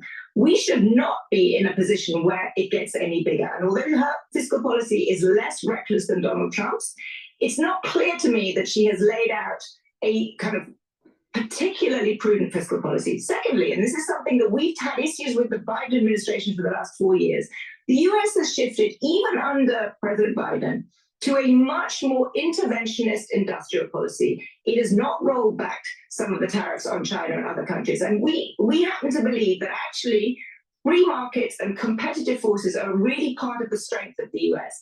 And so are there things that I would want to tweak with the Harris policy platform? Yes, but in relative terms, you're absolutely right that the threat posed by Donald Trump, I think, is much higher. And one thing that's worth, I think, mentioning is that, because people say this to me the whole time, they say, well, yeah, you're always going on about how dangerous Donald Trump is, but look at the first term. It is possible that he doesn't do all of the things that he says, but supporting a candidate on the basis that they're not going to do what they say they're going to do seems to me to be a somewhat illogical position to take.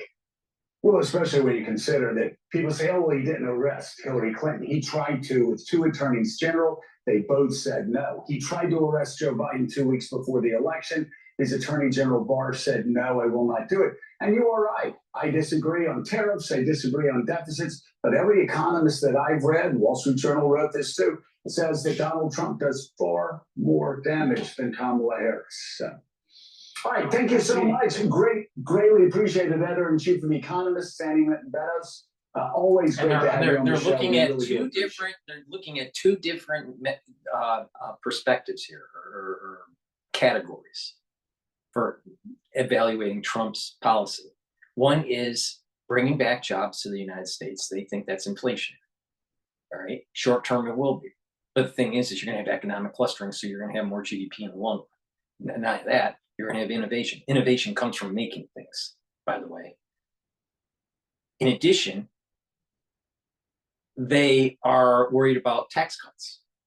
Well, they only look at this thing siloed. They think bringing back jobs to the United States will be inflationary, or having tariffs and not bringing back jobs will be inflationary. All right, but he said, like he said, he's going to use it as a negotiating tool to get what he needs done. All right, which I think is a very smart idea. He's actually pretty savvy, with this idea with tariffs. But bringing back jobs to the United States is going to increase in the long run GDP and innovation, because you need to make things that be innovative, to have innovation in your society. With taxes, with further tax cuts, you're going to have more money in your pocket to be able to drive that GDP and create new businesses. They view that that'll be deficit. That's just deficit spending. Well, they don't mention that you got to cut the fat and all the inefficiency that's going on in government. So truncating the administrative state, making the government more efficient, getting rid of redundancy. I mean, corporate America that reads The Economist, they're constantly being pushed by Wall Street, make your business more efficient, or we're not going to put a good buy evaluation on your stock. Make your company efficient. Why don't we do that to the government? Our government is no way efficient. No way possibly efficient. So trimming the government and making it more efficient is going to reduce the deficit. You're increasing the economic clustering in the United States, and you're reducing the tax burden so people can invest in the economy and purchase goods and services. So there's going to be this is a growth engine, midterm to long term. Short term, you might have elevated prices. Short term, you might have increased deficit spending, but you got to look at the other buckets, and that is the economic clustering that takes place, the increased spending that takes place in investment, and also the efficiency of trimming away the fat from the administrative state. But the administrative state doesn't want to hear that they're going to get laid off. The administrative state doesn't want to hear that agencies are losing power and that they're not going to have as much say. They don't want to hear that. But the thing is that all those agencies are run by the executive branch. The president of the United States runs those agencies. It's not Congress. It's not the judicial branch. So trimming the fat, making it more efficient. The government is an overbloated, overemployed bureaucracy that needs to be trimmed. And we can save money by doing that. And by saving money, we're spending less, we're more efficient, and more money in people's pockets means a better economy and a better future for the individual citizens. And at the aggregate, it will be a more robust economy. But to keep on going with not trimming the fat in government is only going to be throwing good money for bad policy. So Trump's policy in the mid to long term for the country is far better than anything that Harris is going to do. So just keep in mind when economists say Trump's bad, they're only looking at it in a silo, not in a multivariable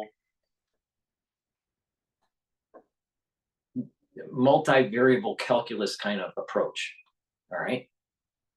And when you look at it, the net present value of Trump's policies to Harris's policies, the country will be better off with Trump. Why? Because of the economic clustering, bureaucratic inefficiency would be trimmed away, and people will have more money in their pocket because of lower taxes. Why should we continue to have taxes? Why? Getting just granular with NATO. The European nations should be paying their way. Period. Now, this whole subsidy stuff that's going on, even in domestic, produce, big ag, that needs to be trimmed out too. These big corporations that are affecting the food supply and trying to create monopolies, they need to be regulated. But these big ag, they don't want to hear that. They want their lobbying power.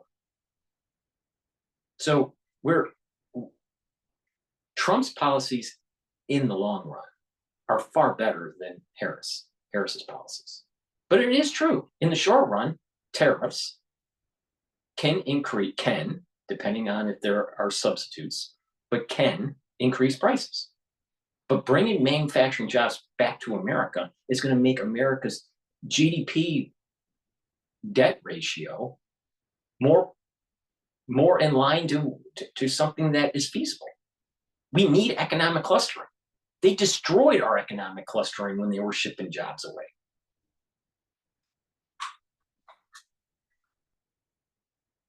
Joe. Thank you. God, I just can't say it. It's amazing. It's amazing. Just making that little statement, the economists don't like Trump. The economists don't like Trump.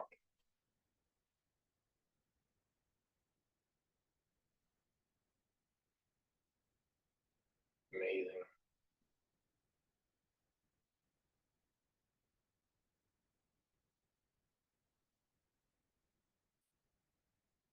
Okay, this is Al Jazeera that published 24 minutes ago about the election that I wanted to cover, but we missed it.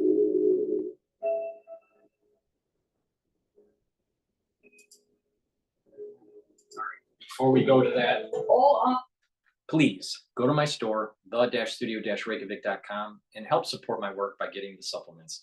I have vitamin B complex. This helps with cellular metabolism and increasing your energy levels. Really important, especially for your mitochondria. The first 5 B vitamins helps with your mitochondria and the electron transport chain, which creates ATP, which is really important for your immune system, for building muscle, and just overall energy in the cell. If you have enough ATP, your systems will be working more properly. So please make sure you get the vitamin B complex. It also helps with your neurons. So B complex is very important. Resveratrol. Resveratrol is an antioxidant. It also helps to get rid of senescent cells. I take this every day. I've been taking it for decades. So please go to my store, the-studio-reykjavik.com, and get the resveratrol. It is synergistic with C60 and NAD plus and NAC. Multivitamin, really important. This is an easy to digest multivitamin. You should be taking a multivitamin every day. Why? Because multivitamins are cofactors for enzymatic activity. And that means that when you have the right cofactors, the right concentration levels, your cells will perform better, and you will have more energy, and you will slow down the aging process and heal your immune system.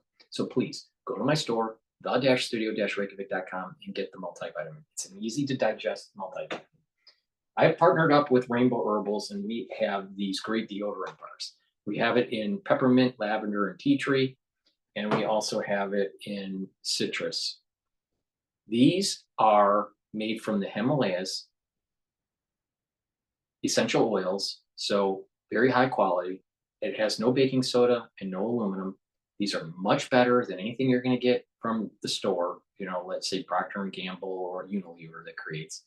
So please go to my store, the-studio-reykjavik.com, get a couple bars for your household. These deodorants are dual purpose. They act as a deodorant, but they also help to detoxify your body. Really important. And they're also for males and females. So please get a couple bars for your household. Go to my store, the-studio-reykjavik.com, and get the deodorants. All right, so let's go to Al Jazeera about the election. Eyes on America as voters there gear up to head to the polls. I'm Annalise Forces, and on this episode of the stream, we discuss what's unique about this year's U.S. presidential elections and the implications of the vote for the outside world.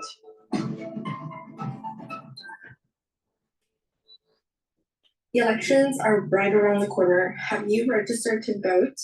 Kamala Harris. Is that big baby? Thank you. Yeah. Take over, Eli. Yes, take over. We are voting for Kamala Harris and Tim Walz.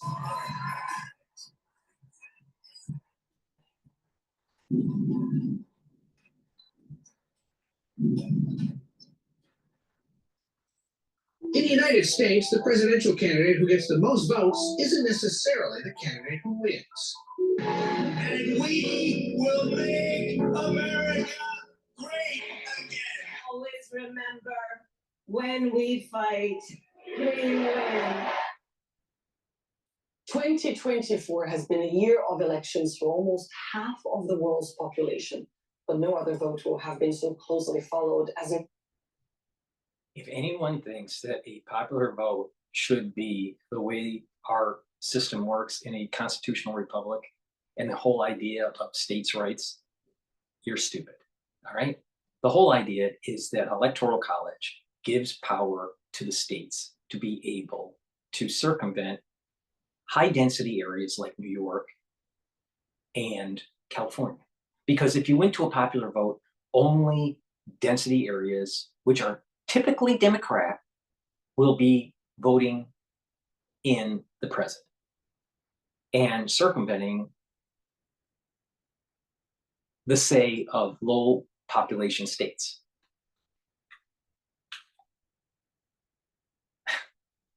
I mean, anyone that says that a popular vote is the way it should be run for the federal election is an idiot.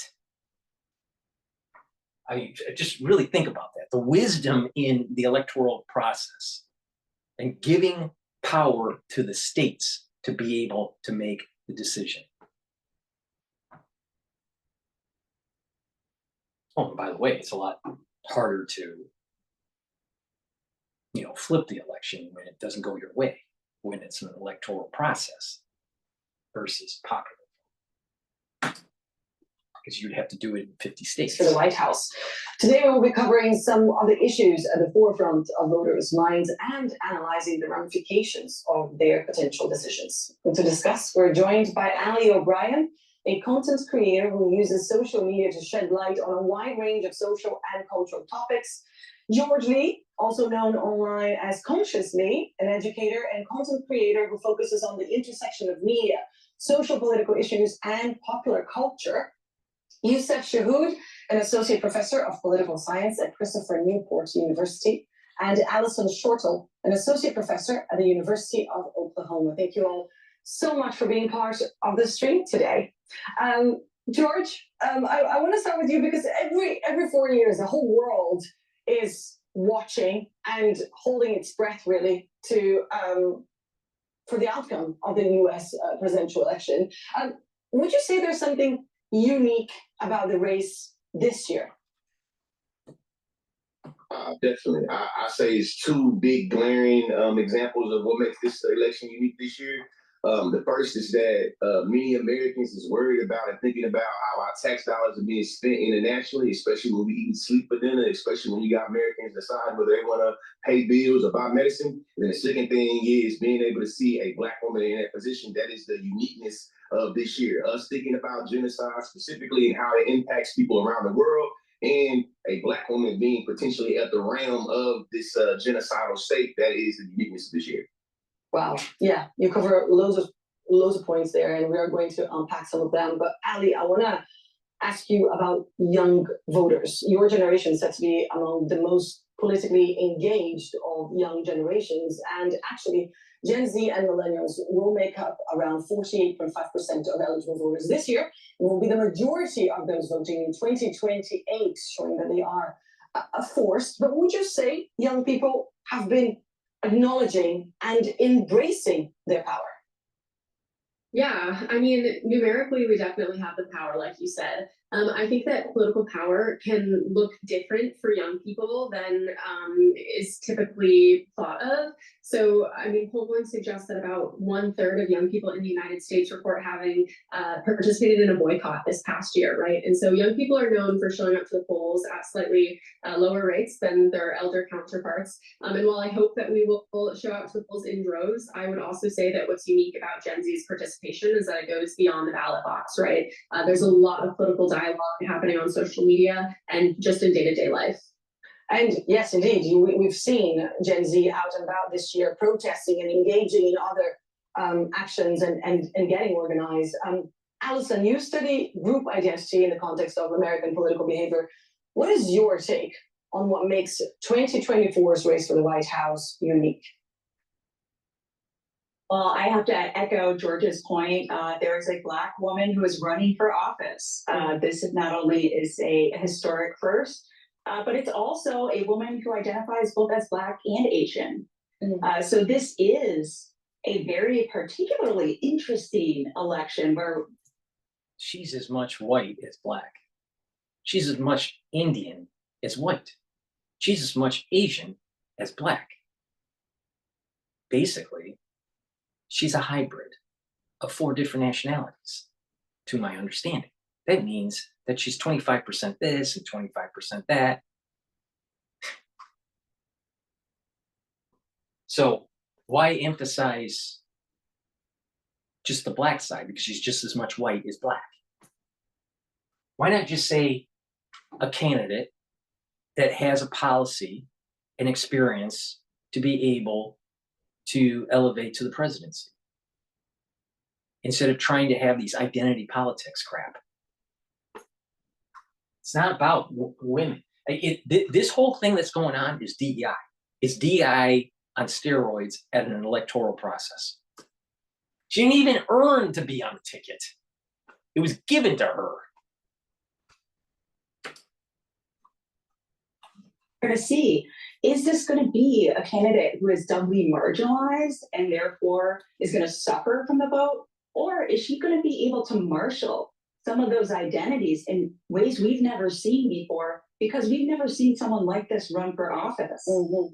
It's interesting, isn't it? Because Kamala Harris is representing so many different identities, as you said, but also to her critics, she is such a big part of the establishment. And Youssef, I want to ask you about that because your research focuses on Muslim and Arab political attitudes and behavior, both in the US and abroad. How would you say Arab and Muslim American voters are feeling this year? Well, it's probably no surprise to many of your viewers that there's been a lot of anger among these communities towards the Biden administration's very callous policies and statements throughout this past year's onslaught on Gaza. And so it's no surprise that, focusing on Michigan for a moment, the Council on American Islamic Relations found that 4 in 10 Muslim voters in the state support Jill Stein, who has made Have you noticed that all 4 of these panelists have not said anything positive about Trump? Can we talk about bias here? Really, arms embargo central to her campaign, while only 12% of Muslim Michiganders support Harris. Nationally, the Arab American Institute found that Harris is trailing Trump, 43 to 45%. And so these numbers are in stark contrast to previous presidential cycles when large majorities of Muslim and Arab Americans reliably voted for the Democratic presidential candidate. And indeed, historically, partisanship has been what drives the votes in America. But many political analysts are now saying that voters this year are more inclined to focus on issues. And as Youssef just mentioned, a massive U.S. foreign policy issue that has the whole world taken aback and struggling to fix is this one. Take a look. Kamala Harris and Donald Trump. More commercials. Let's set something straight. Writing a perfectly crafted, detailed, and yet concise resume takes a lot of time. And after putting so much work into Kamala Harris and Donald Trump have both been vocally supportive of Israel and have expressed ironclad support for Israel in its war in Gaza. Trump was actually the first international party to actually recognize the annexation of Golan Heights by Israel. When Biden took office, he upheld that. And before this, Obama had dropped more bombs on the Middle East than any other president in history. He and George Bush had very, very similar international policies. We can't keep sitting here and having this conversation of this is the most important election in our history and nothing changes, especially as it relates to international policies in the Middle East. Ali, your take on this, because the U.S.'s support for Israel's war on Gaza and now Lebanon has polarized parts of the country. It has led voters to leave the Democratic Party. It has led the uncommitted movement to grow. Will that also have an impact on young voters? Do young voters also care about that topic? And what are some of the other issues that are actually driving young voters to the polls this year?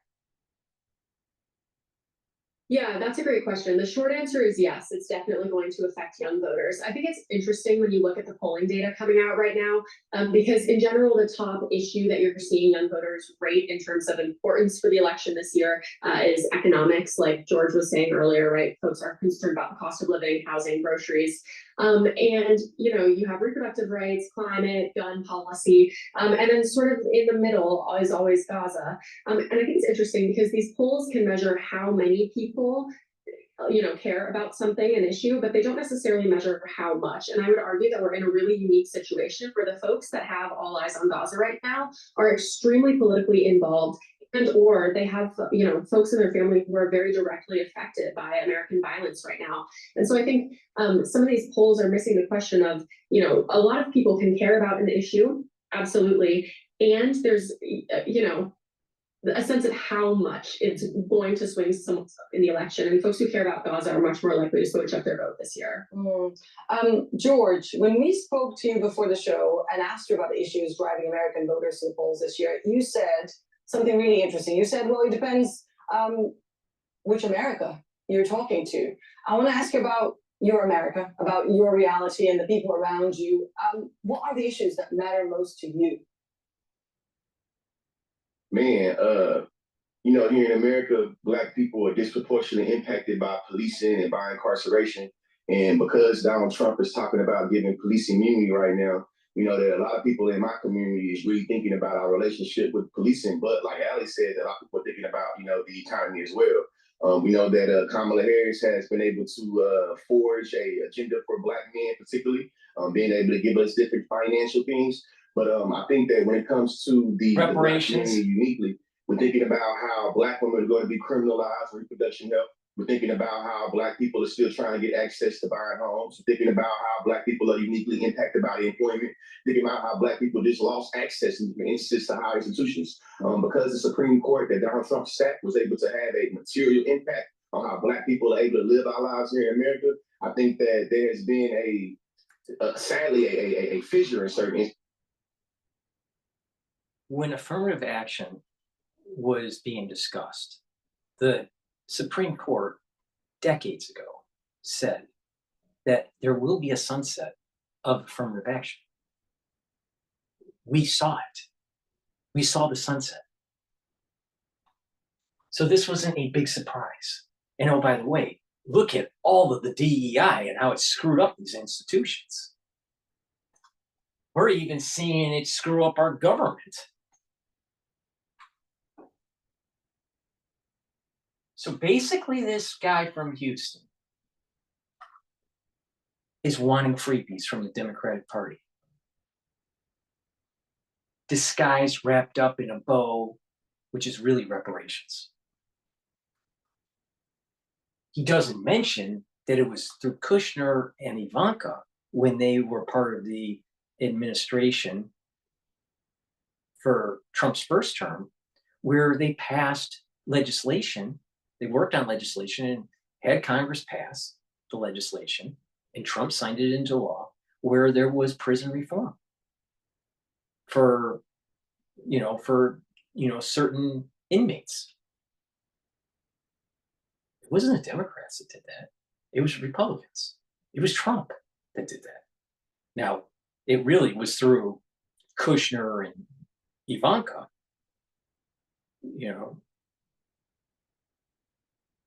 pushing Trump along on that. But it was his administration that did it.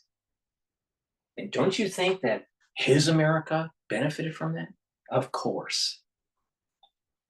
Now, let's not say, what Trump did, with prison reform and incarceration reform. No, because Trump must be all evil. What about Harris being a tough prosecutor going after, the Black constituency? He didn't bring that up either. While she was a prosecutor in California. This guy is a dipshit. When it comes to what's going on in my community and what's happening in the world. A few months ago, there was a very ugly conversation happening on the internet amongst Black people and Palestinians here in America. And what we were able to see is that there was a lot of solidarity and coalitions that were broken apart. What's happening is there's an alignment with the BLM movement and this whole pro-Palestinian movement, pro-Hamas movement. There's an alignment. And if Trump wins, BLM, pro-Palestinian movements are going to pop up with protests and rioting in the United States. Trust me on that. It's going to happen. All right? But he hasn't said anything yet out of his mouth about the genocide that's going on in Africa. Black Lives Matter? Really? Why aren't you focused on what's going on in your home continent that you're from? I don't think the average Black person. So what's happening? The average Black person doesn't give a damn about what's going on in Gaza. Get real. Get real. They're more worried about day-to-day life, not getting shot when they're going to the grocery store.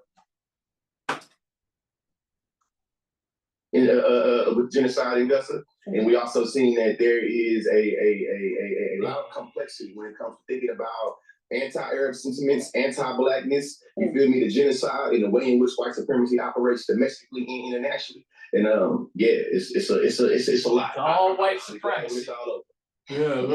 You just mentioned there a few. No, white supremacy. It's all white supremacy. Now, Now, think about the way this guy dresses, all right? Do you think he's going to be able to get a good job looking like that? No, no.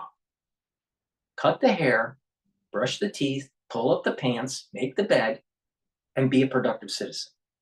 I don't really care about your skin color. But he's got that smug face, he's got that smug look, right? With a little grin, thinking that he used the white supremacy trope.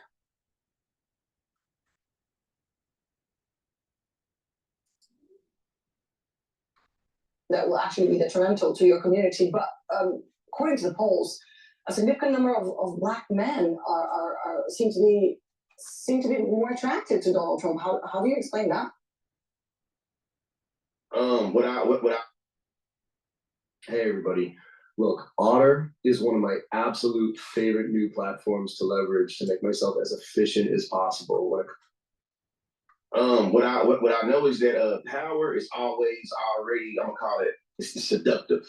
And many of my fellow Black men in my community are seduced by a particular power that the conservative party has and that they placate to. I'm also too want to be very critical, and I feel like how American media is playing my fellow Black men. When you look at the polls and you look at the exit polls from the last 4-5 elections, over 80% of Black men overwhelmingly always vote in our best interest and vote in our community's best interest. Because this year we've seen a 7-8% drop off, we still have overwhelmingly 70% of Black men that also believe that healthcare, and also believe in production freedom, and also believe that policing is a part of how we should be moving politically. So I think that we should be very sensitive, you know what I'm saying, or be very critical to the way that American politics is talking about Black men, especially because I know the polls, right? I know that if Kamala Harris fails to persuade white women, she gonna lose. The American media is not talking about the significance of the demographic of white women. In 2016, overwhelmingly, people in my community voted for Hillary Clinton. Now, is Hillary Clinton genocidal? Yes, she bad. Yes. My point, however, is still that when it comes to who is going to decide the presidency, the demographic of white women is typically who decides who's going to be our president, especially in these last 3-4 elections. So again, as a Black man, I would appreciate for the media in America to really stop playing in Black people's faces, because don't do that. Don't do that. You bring an important point, because it is important. I just can't take them anymore. Vote for Trump. Please go to my store, the-studio-reykjavik.com, and reduce the inflammation from shitheads like this. Get the turmeric, all right? It's an antioxidant, but it brings down inflammation and helps your immune system. Very important. Take it every day, and take it with ashwagandha. Ashwagandha will help to control your blood glucose levels and your cortisol levels, so it'll bring down inflammation. It's synergistic with turmeric to help improve your immune system, and it'll also help to improve your cardiovascular system by bringing down inflammation. Getting a good probiotic and using it every day is really important for your health and metabolism. I have it in 2 forms. I have it in a veggie cap form, and I also have one in a powdered form. So I usually take the powdered one and just mix it with my hummus for my lunch. And you probably saw me eat lunch. So please go to my store and get the probiotics that I have either in the powdered form or in the veggie cap form. And lastly, the omega-3, really important for your cardiovascular health. It'll lower LDL levels and increase your HDL levels, so it's improving your overall cholesterol and your lipid profile. And omega-3 is very important to prevent your red blood cells from sticking. Very important since the post-2020 crisis, because some people get overclots and you need to mitigate that. And omega-3 is synergistic with nattokinase for cardiovascular health. So you got that little smug face, it's about reparations, it's about white supremacy, and then strangely he says the white woman needs to vote.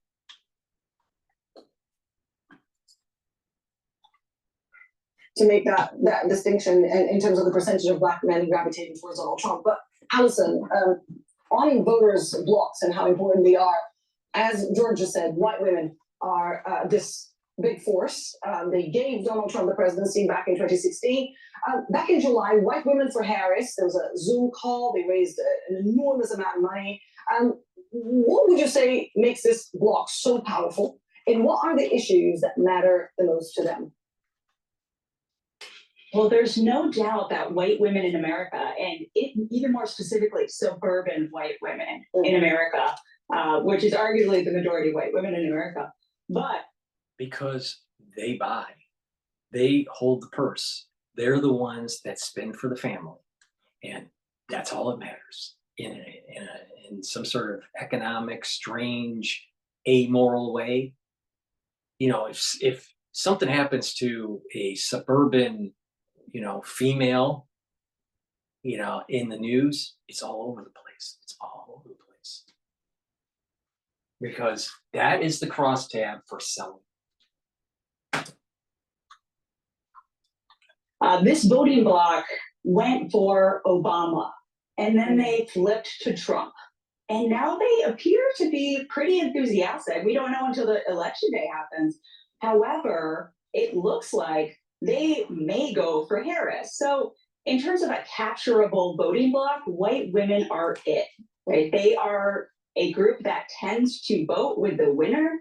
And I echo George's point once again that we can't continue to say this is all on Black voters and to look at these marginal drop-offs in where some Black voters tend to express themselves differently in one election, because the vast majority of Black voters are voting for the Democratic Party for various and assorted reasons having to do with either linked fate, like the sense that their fates are tied, or social pressure. The Black public has had the most successful political coalition possibly in American history in order to survive the American system, and largely tied to the carceral state now. But of course, this comes from a legacy of slavery as well as segregation, and often happens through the organizational capacity of the Black church. So yes, the Black public is also a huge voting bloc that we need to pay attention to because of how Harris is on record promoting reparations.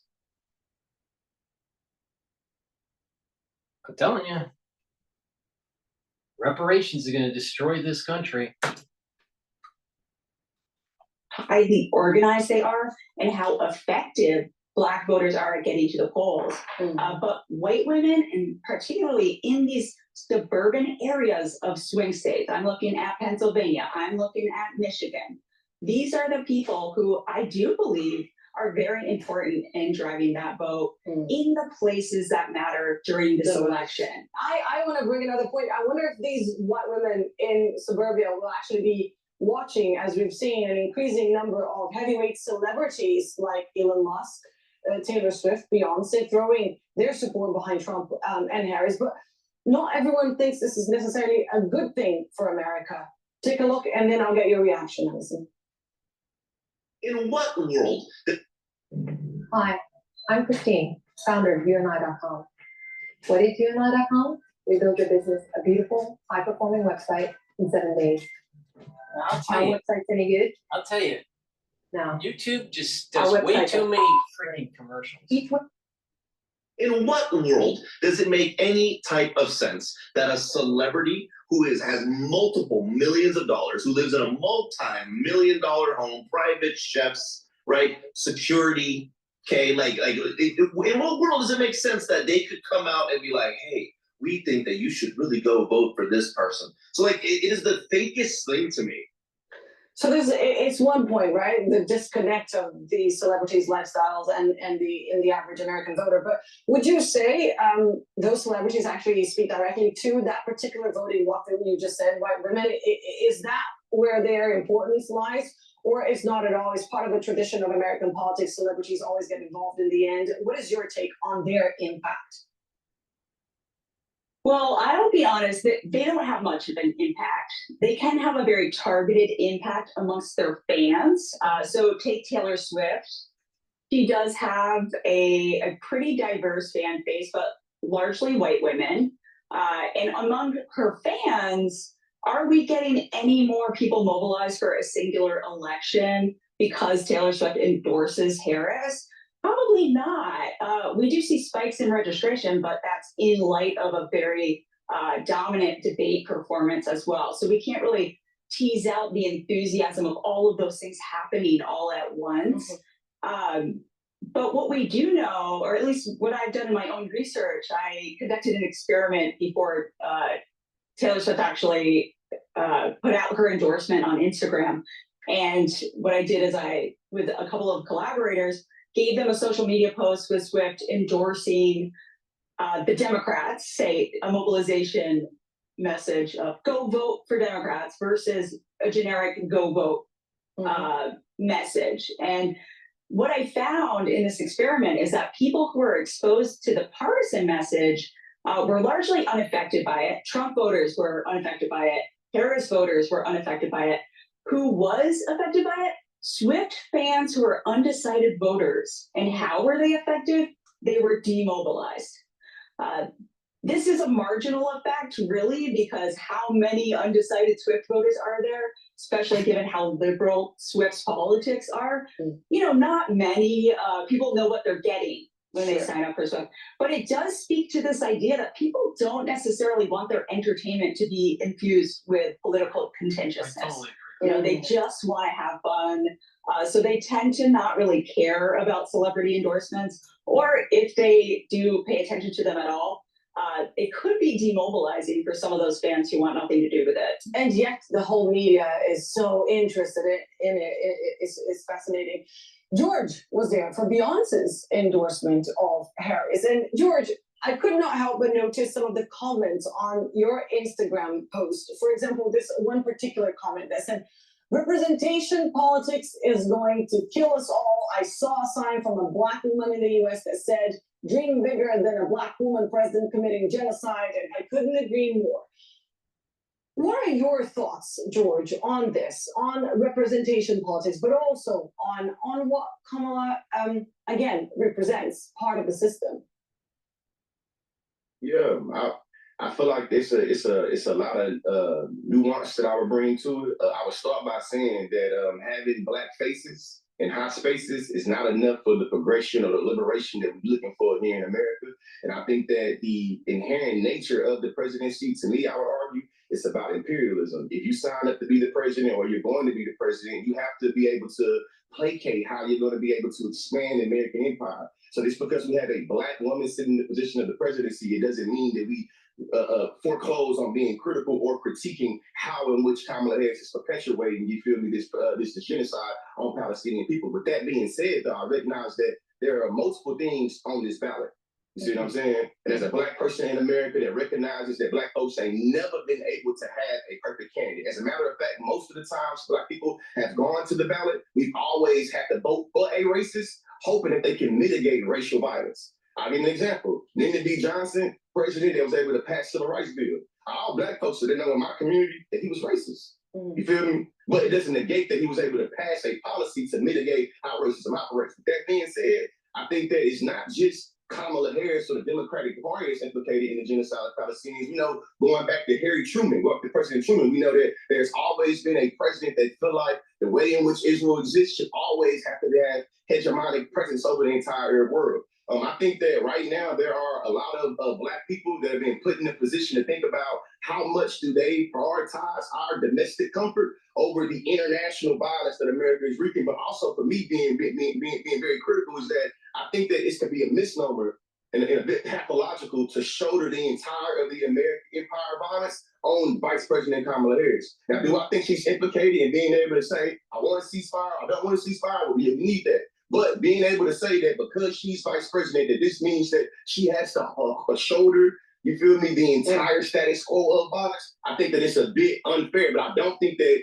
Kamala Harris is immune from criticism. I think that to me it means something. If we talk about Black people being in position and then a Black person getting in that position and they operate just like the white person did. To me, it starts to bring in what is the uniqueness of having this Black person in this position. So ending this answer by again stating having Black faces in high spaces is not enough. And just because a Black woman is going to occupy the position of being a president, it don't mean that we can't be critical of what this Black woman is doing. Free Palestine. Free Palestine. As we said in the start, perhaps one of the Please go to my store, the-studio-reykjavik.com, and take this health supplement. It's a liquid. It's a structural nanosilver liquid. It's max 35, or you can take the max 14. Take a teaspoon a day, swish it in your mouth, gargle with it 20 seconds or so, and swallow it. What this does is it'll neutralize pathogens and maintain the mucosal barrier within your oral cavity. So please go to my store, take a teaspoon of this a day. If you're not feeling well because of the cold season, take a tablespoon or 2 a day.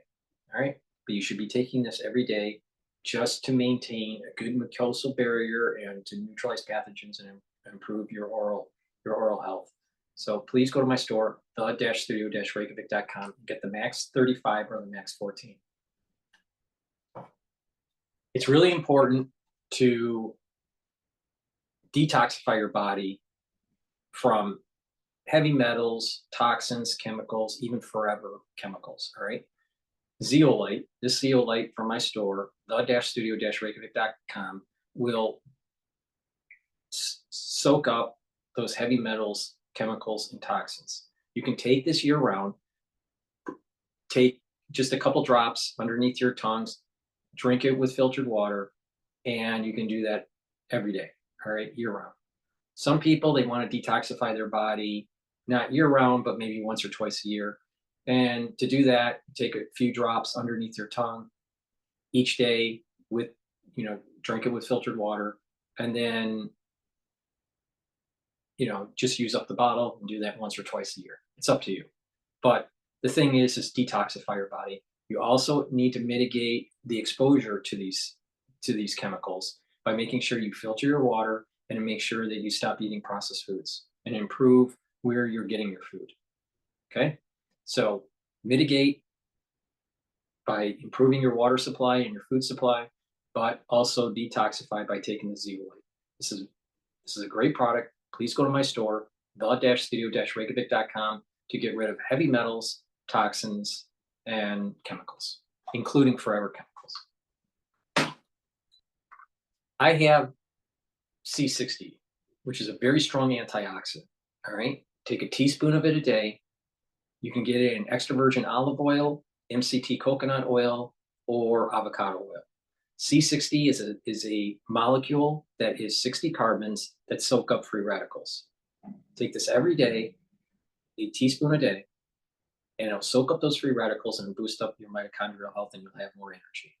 So to slow down the aging process, get more energy, and improve your immune system, because you need ATP for your immune system, go to my store, the-studio-reykjavik.com, and get this very potent antioxidant.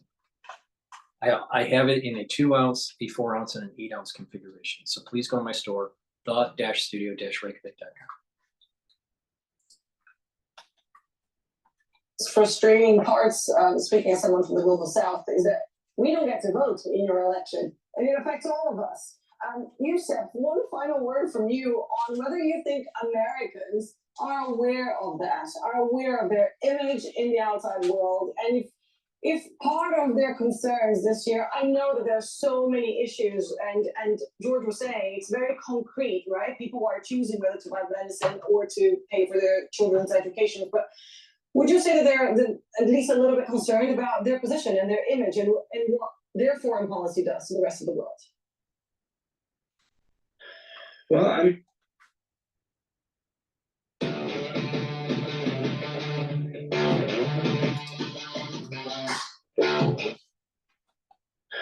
Well, many Americans are just as disturbed by, their country's kind of unquestioning support for Israel beyond just Arabs and Muslims. People of color, younger Americans are especially in favor of a change in policy towards Israel and in, a step back from the kind of imperial positioning that America has had for, ever. But the issue is again, kind of, as was mentioned earlier, kind of like how top of mind, these matters all are for for voters. But frankly, foreign policy just simply doesn't register quite highly among the issues that Americans care about when they go into that ballot, when they go to cast their ballot. And this is especially the case when, you're not talking about kind of boots on the ground, even though, we've had kind of shadow boots on the ground in a lot of places across the globe. And so, the issues that Americans, do find kind of top of mind are the issues that I've mentioned, the economy, abortion, immigration. And to some extent, though, I gotta say, I actually don't blame Americans all that much for not having this top of mind. How can we when we've had this kind of Orientalist kind of veil put over us for generations now, and so this moment really kind of speaks to the fact that we have a lot of work to do to kind of help Americans kind of unlearn these kind of Orientalist defaults that have been set by the establishment for so many generations. Perhaps that this vote will be the start of that.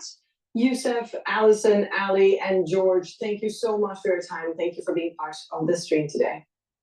And thank you all for tuning in. So Trump can't do anything right, and white males are at fault, right? That's what the broadcast basically said. Please go to my store, the-studio-reykjavik.com, and get the digestive enzyme complex. This helps to break down carbohydrates, lipids, protein.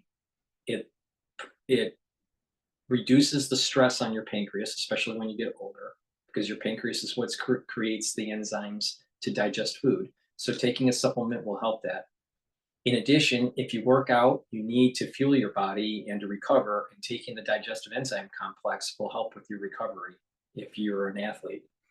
And this has enzymes to break up glycoproteins, and it has bromelain that is fibrinolytic, which will help to break up clots. So to break up clot formation. So please go to my store, the-studio-reykjavik.com, and get this dual purpose product. This is a very important product to help with your pancreatic health and to fuel your body and to be able to absorb your nutrients better. So please go to my store and get the digestive enzyme complex. I also have another dual purpose product, which is the olive leaf extract. This is a great way to improve your immune system and your cardiovascular health. How does it work? It brings down inflammation, and it helps to improve your lipid profile by lowering LDL levels and increasing your HDL levels. So take olive leaf extract every day. And if you're having problems sleeping, especially when you listen to a bunch of libtards, please go to my store and get the Good Night Formula. Good Night Formula is important to take so you can get into 3 cycles of REM sleep, so you have deep sleep, you're consolidating memory, you're going to be well rested, so you'll have energy, proper energy levels when you wake up in the morning. And in addition, when you do have these 3 cycles of REM sleep, you're detoxifying your body. So if you're chronically deprived of sleep, right, what will happen is you'll build up toxins in your cells in your body, but especially in your central nervous system. And over time, that will degrade the neurons and potentially produce age-related dementia earlier, okay? So it's really important to have good sleep, detoxify your body by the good sleep, consolidate memory, and to be well rested for proper energy levels. This has tryptophan and melatonin in it, and other supplements or other ingredients. And you can go to the store and take a look at them. But the thing is that this is a very good product that you should be taking every day if you're having a problem sleeping. It's very important to have good sleep, to slow down the aging process, boost up your immune system, consolidate memory, detoxify the body. Very important. So please go to my store, the-studio-reykjavik.com, and get the Good Night Formula, especially when you're listening to a bunch of libtards. Libtards will prevent you from sleeping. Let's go to Bloomberg. Real buying power up for working households. Now, our work is not done, Joe. We've talked about this a lot. We have to continue our cost-cutting agenda in housing, in childcare, in healthcare, in prescription drugs, and we have to defend that agenda against those who would repeal it, pushing prices in exactly the wrong direction. We heard from the Donald Trump campaign a response to the job market this morning. Jared, it does not make mention of hurricanes, but it says in a single month, Kamala's failed economic agenda wiped out nearly 30,000 private sector jobs, nearly 50,000 manufacturing jobs. Working families, it goes on to say, are being ripped off by the Harris-Biden economic agenda. Kamala broke the economy. You can respond to that as you will. But I wonder if the Harris-Biden economic agenda includes the weather. I don't do electoral politics. I need to stay out of that. I will say the following. If you're commenting on or analyzing or putting forth an interpretation of today's payroll number that ignores hurricanes and ignores strikes, you are not engaged in good faith analysis. You are engaged in political manipulation, and you should be summarily ignored. That said, no hurricanes, and potentially, as we're reading today, progress in the Boeing strike. That's amazing. Jobs report looked like what? Yeah, it's a great point. So, wait, this clown basically saying that if you don't, do proper analysis, you shouldn't be paid attention to. This is the clown that couldn't tell you when he was asked on how the Federal Reserve prints money. And he's a fucking economist. What a jackass. Let me rewind. I just can't take these people anymore. I just can't take them. Political manipulation, and you should be summarily ignored. That said, no hurricanes, and potentially, as we're reading today, progress in the Boeing strike, Jared, would make next jobs report look like what? Yeah, it's a great point. So we know we have an agreement between the machinists and the machinists, I should say the union leadership and the management for a vote on Monday. It is, of course, up to the rank and file to decide whether they approve that new contract, but that is a good news of progress in that area. One of the things we showed today, you guys would love this, so you should go check. Hold on. What's his title? A good news of progress in that area.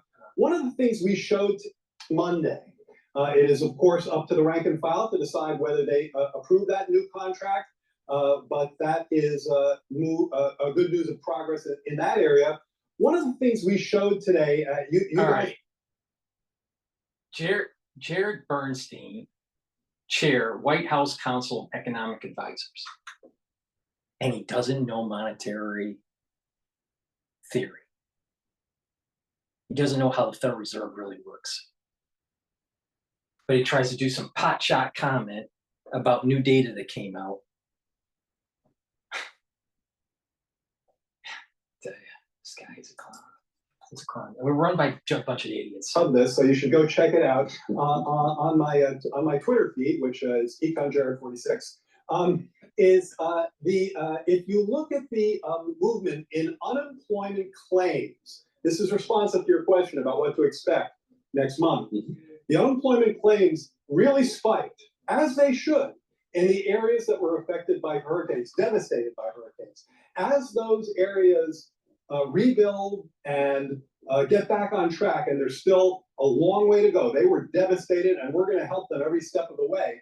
You see claims coming back down. That spike has really done a pretty significant round trip. And by the way, we contrast that to areas where there was no hurricane, and there you see claims were pretty flat.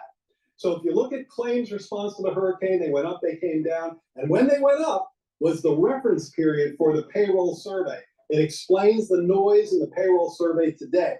But yes, it looks like we should be getting back on track for next month's report. Okay, I'm not allowed to ask you about the Fed because I know you're going to talk to me about Fed independence, Mr. Chairman. I guess I'd ask you with the data we've seen here, the big data week leading into this election and this Fed meeting, just happens to be one next week. You probably didn't hear about it, but I wonder if the data changed your view when it comes to the trajectory of interest rates, if only in the bond market. Well, we've seen rates in the bond market be somewhat elevated. We certainly see the mortgage rate go up. And, part of that has to do with the stronger economy. So look, under President Biden, we got the GDP report this week. Under President Biden, the annualized growth rate for GDP has been slightly north. Part of it is because we have a debt to GDP ratio that's too high, Jared. And oh, by the way, the Federal Reserve may not cut rates because of the inflationary problem that we have, Jared.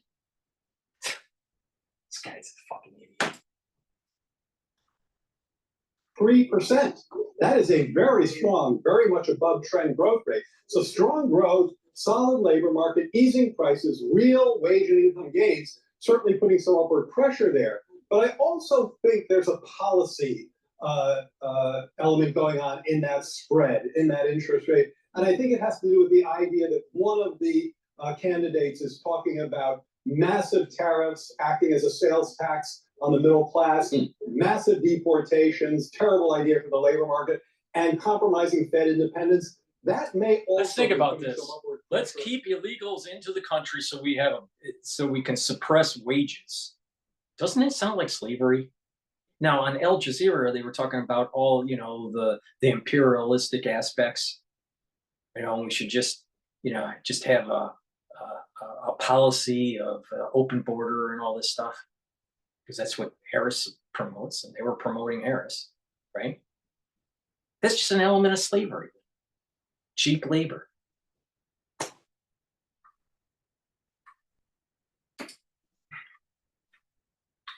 Rates, and I think that's just a sign of some of those destructive ideas. Wow, analysis from the chairman. What a treat. Jared Bernstein, great to see you, sir, chair of the White House Council of Economic Advisors. From Analysis by Jared, but he couldn't tell you about how the Federal Reserve really works and adjusts interest rates by monetary policy. Please go to my store, the-studio-reykjavik.com. I have 5 new products on there on the store that I'm going to be going over really quickly that you can purchase you can purchase them individually, or you can purchase them in the Longevity Beginners Box. All right. So, and if you buy the Longevity Beginners Box and you buy all 5 of these, then you get a discount. But in the Longevity Beginners Box, or you can buy them individually, you get the NAC, which brings up glutathione levels. It's a very strong antioxidant. So it helps to soak up those free radicals so you age slower. In addition, it helps to detoxify your liver and your kidney, especially from acetaminophen. And it helps with improving mood, all right? And reduce anxiety. That's really important. Also in the Longevity Beginners Box, or you can purchase individually, vitamin K2, which is important for bone health and also cardiovascular health. This is the MK7 molecule. NAD+, you can purchase individually or in the Longevity Beginners Box. NAD+ helps to boost up your energy levels, but also it helps the repair mechanism for DNA damage. So if your DNA is damaged and you get older, you need NAD+ as a supplement to help to repair that DNA damage. In addition, it helps to improve the health of your neurons. Really important, okay? So nattokinase, also in the Longevity Beginners Box, or you can purchase it individually. But nattokinase helps with your cardiovascular health. It breaks up clots, and it helps with your lipid profile by bringing down your LDL levels and increasing your HDL levels. And lastly, in the Longevity Beginners Box, or you can purchase individually, ubiquinol. Ubiquinol is the active form for CoQ10. It is the most bioavailable molecule for CoQ10. All right, this is very high quality. I've been taking ubiquinol for years, and so please go to my store, the-studio-reykjavik.com. Get the ubiquinol. You can get it individually or in the Longevity Beginners Box for a discount. But ubiquinol, what does it do? It boosts up your energy levels. It helps with your mitochondrial health. It's an antioxidant, and it also helps to improve your neural health. So please take ubiquinol. It's really important as part of the stack for anti-aging, longevity, and boosting up your immune system. How does it boost up your immune system?